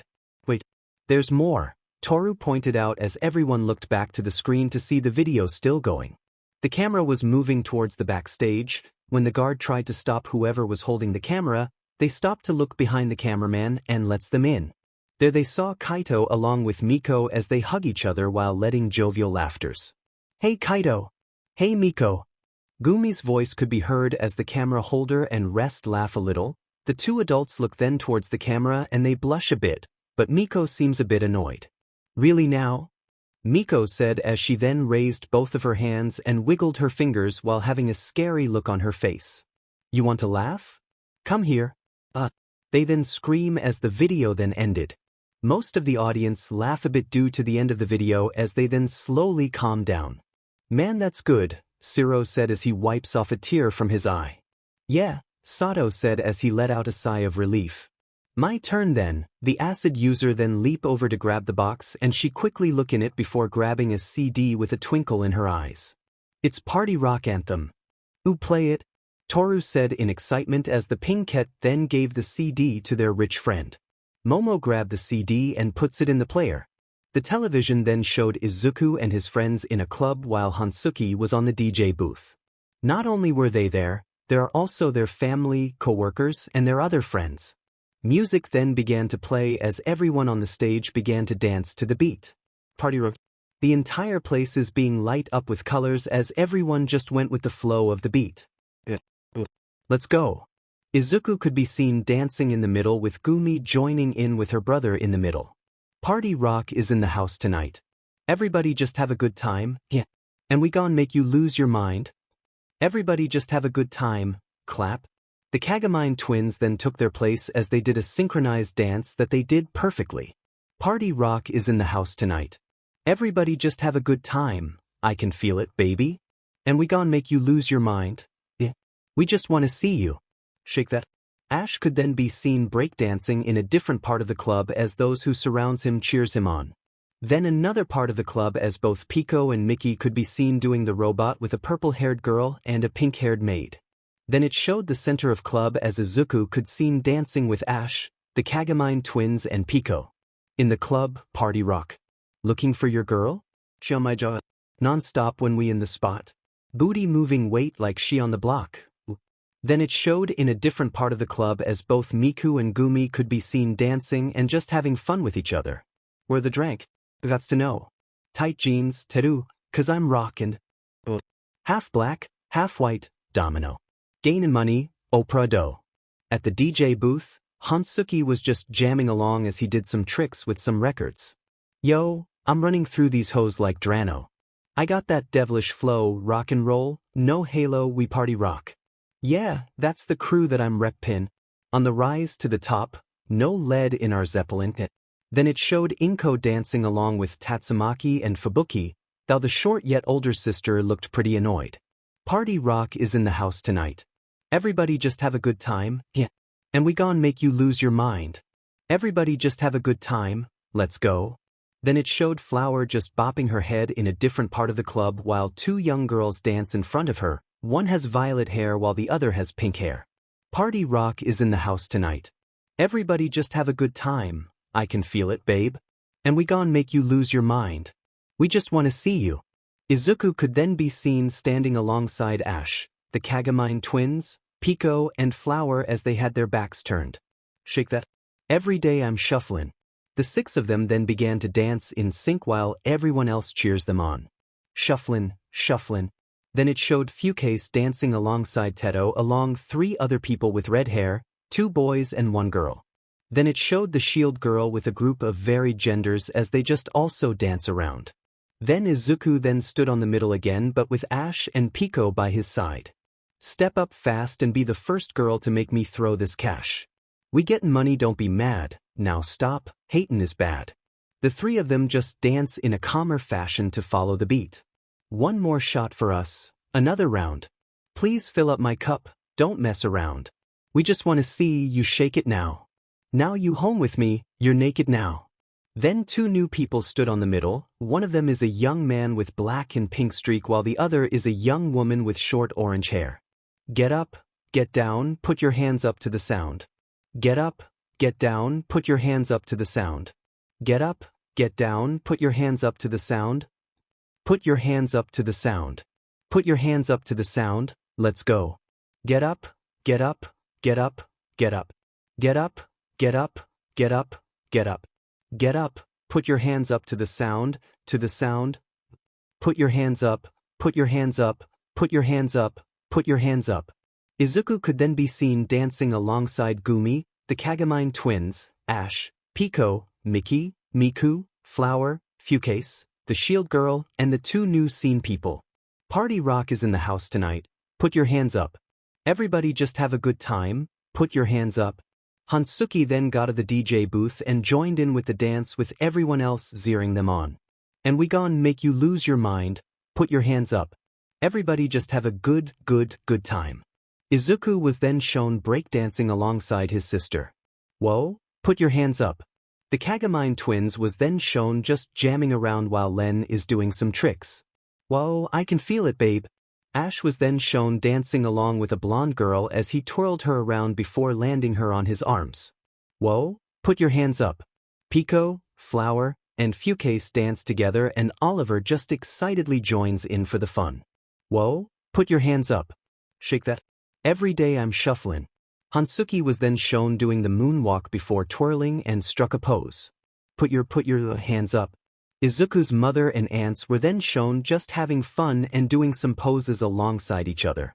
Put your feet.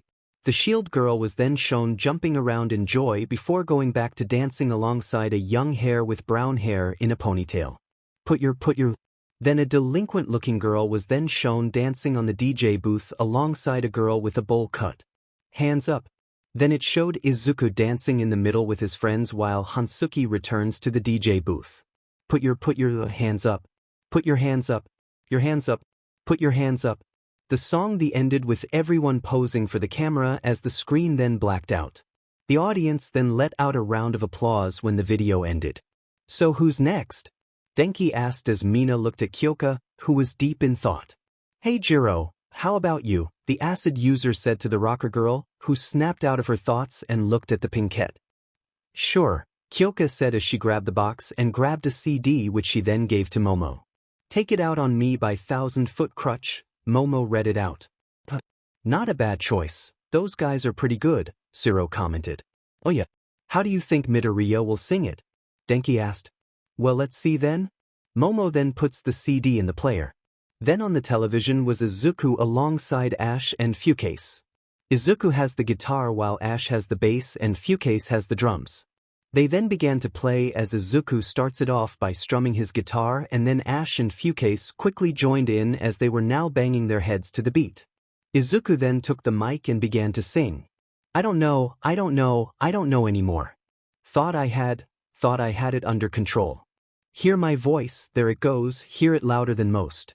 Here it goes, hear it, 1, 2, 3, 4. It's not worth it, it's not working. You wanted it to be picture perfect. It's not over. You don't have to throw it away. So scream if you wanna, shout if you need. Just let it go, take it out on me. Fight if you need to, smash if you have to. Get control, take it out on me. So scream if you wanna, shout if you need. Just let it go, take it out on me. Fight if you need to, smash if you have to. Get control. As the audience were listening, some of them were tapping their feet while some of them are banging their heads to the beat as well. You try, but you don't want to lose. So afraid, you don't want it to fade. Hear my voice, here it goes, hear it louder than most. Let it go, let it, 1, 2, 3, 4. It's not worth it, it's not working. You wanted it to be picture perfect. It's not over. You don't have to throw it away. So scream if you wanna, shout if you need. Just let it go, take it out on me. Fight if you need to, smash if you have to. Get control, take it out on me. So scream if you wanna, shout if you need. Just let it go, take it out on me. Fight if you need to, smash if you have to. Get control. The trio then began to play a small instrumental before returning to singing. It's not worth it, it's not working. You wanted it to be picture perfect. It's not over. You don't have to throw it away. So scream if you wanna, shout if you need. Just let it go, take it out on me. Fight if you need to, smash if you have to. Get control, take it out on me. Scream if you wanna, shout if you need. Just let it go, take it out on me. Fight if you need to, smash if you have to. Get control. The trio then continued for a bit before finally ending the song, and then they posed for the camera. Woohoo! Denki lets out a loud cheer while some of the class did so as well, but much more restrained than his. Alright, who's next? Momo asked as Siro raised his hand. Pass it here, the tape user said as the box was then given to him, so he began to look around before something catched his interest and he picked it. Let's Get This Started Again by Live My Last. He then gave the CD to Momo as she then out the disc at the player and pressed play. Throw your hands up and fill the next cup. The song immediately started as the screen then shown Izuku, Ash, Len, and Fukase in a small studio. Let's get this started again. Wake up, rub the eyes. It's another new day and it's no surprise. I lost my phone, my keys, my car. I left my wallet at the bar. Tie shoes, swig some booze. Another new day. Got nothing to lose. I can't remember her name. I think the shots are to blame. If it's only gonna be for tonight, let's set this party right. So throw your hands up. Some of the audience were now banging their heads with the beat as the song continues. And fill the next cup. Let's get this started again. Me and my whole crew. We live with no rules. Let's get this started again. Let's get this started again. Go time, check the clock. Grab beer, take a couple of shots. Throw on my favorite song. Raise up my glass and sing along. Let's dance, no delays. This party's underway. She's feeling frisky, we're both tipsy. And she's ready to play. If it's only gonna be for tonight, let's set this party right. So throw your hands up. And fill the next cup. Let's get this started again. Me and my whole crew. We live with no rules. Let's get this started again. So if you feel like we do, there's only one thing to do, let's go. Pay tab, call the taxi cab. Got a case in the fridge and a bottle at the crib. Let's all get twisted, double fisting. Drink up, no resisting. Let's get this started again. Let's get this started again. Len was then doing a guitar solo which just sounds right for the audience when he was now on his knees, still playing. Last call for alcohol. Let's drink till we have to crawl. It's just a matter of time. Before we lose our minds. If it's only gonna be for tonight, let's set this party right. The four of them now raised their hands with Len still playing the guitar. So throw your hands up. And fill the next cup. Let's get this started again. The four of them then return to rocking the stage as the audience continues to enjoy it. Me and my whole crew. We live with no rules. Let's get this started again. So if you feel like we do, there's only one thing to do, let's go.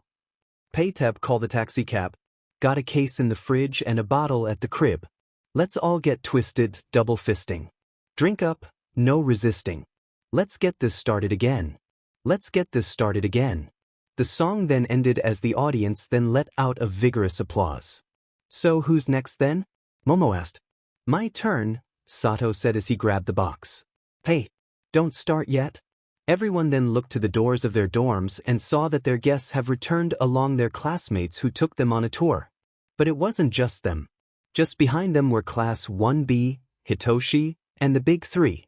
Hey guys, Mirio greeted them with a smile on his face as the students of Class 1A looked at each other.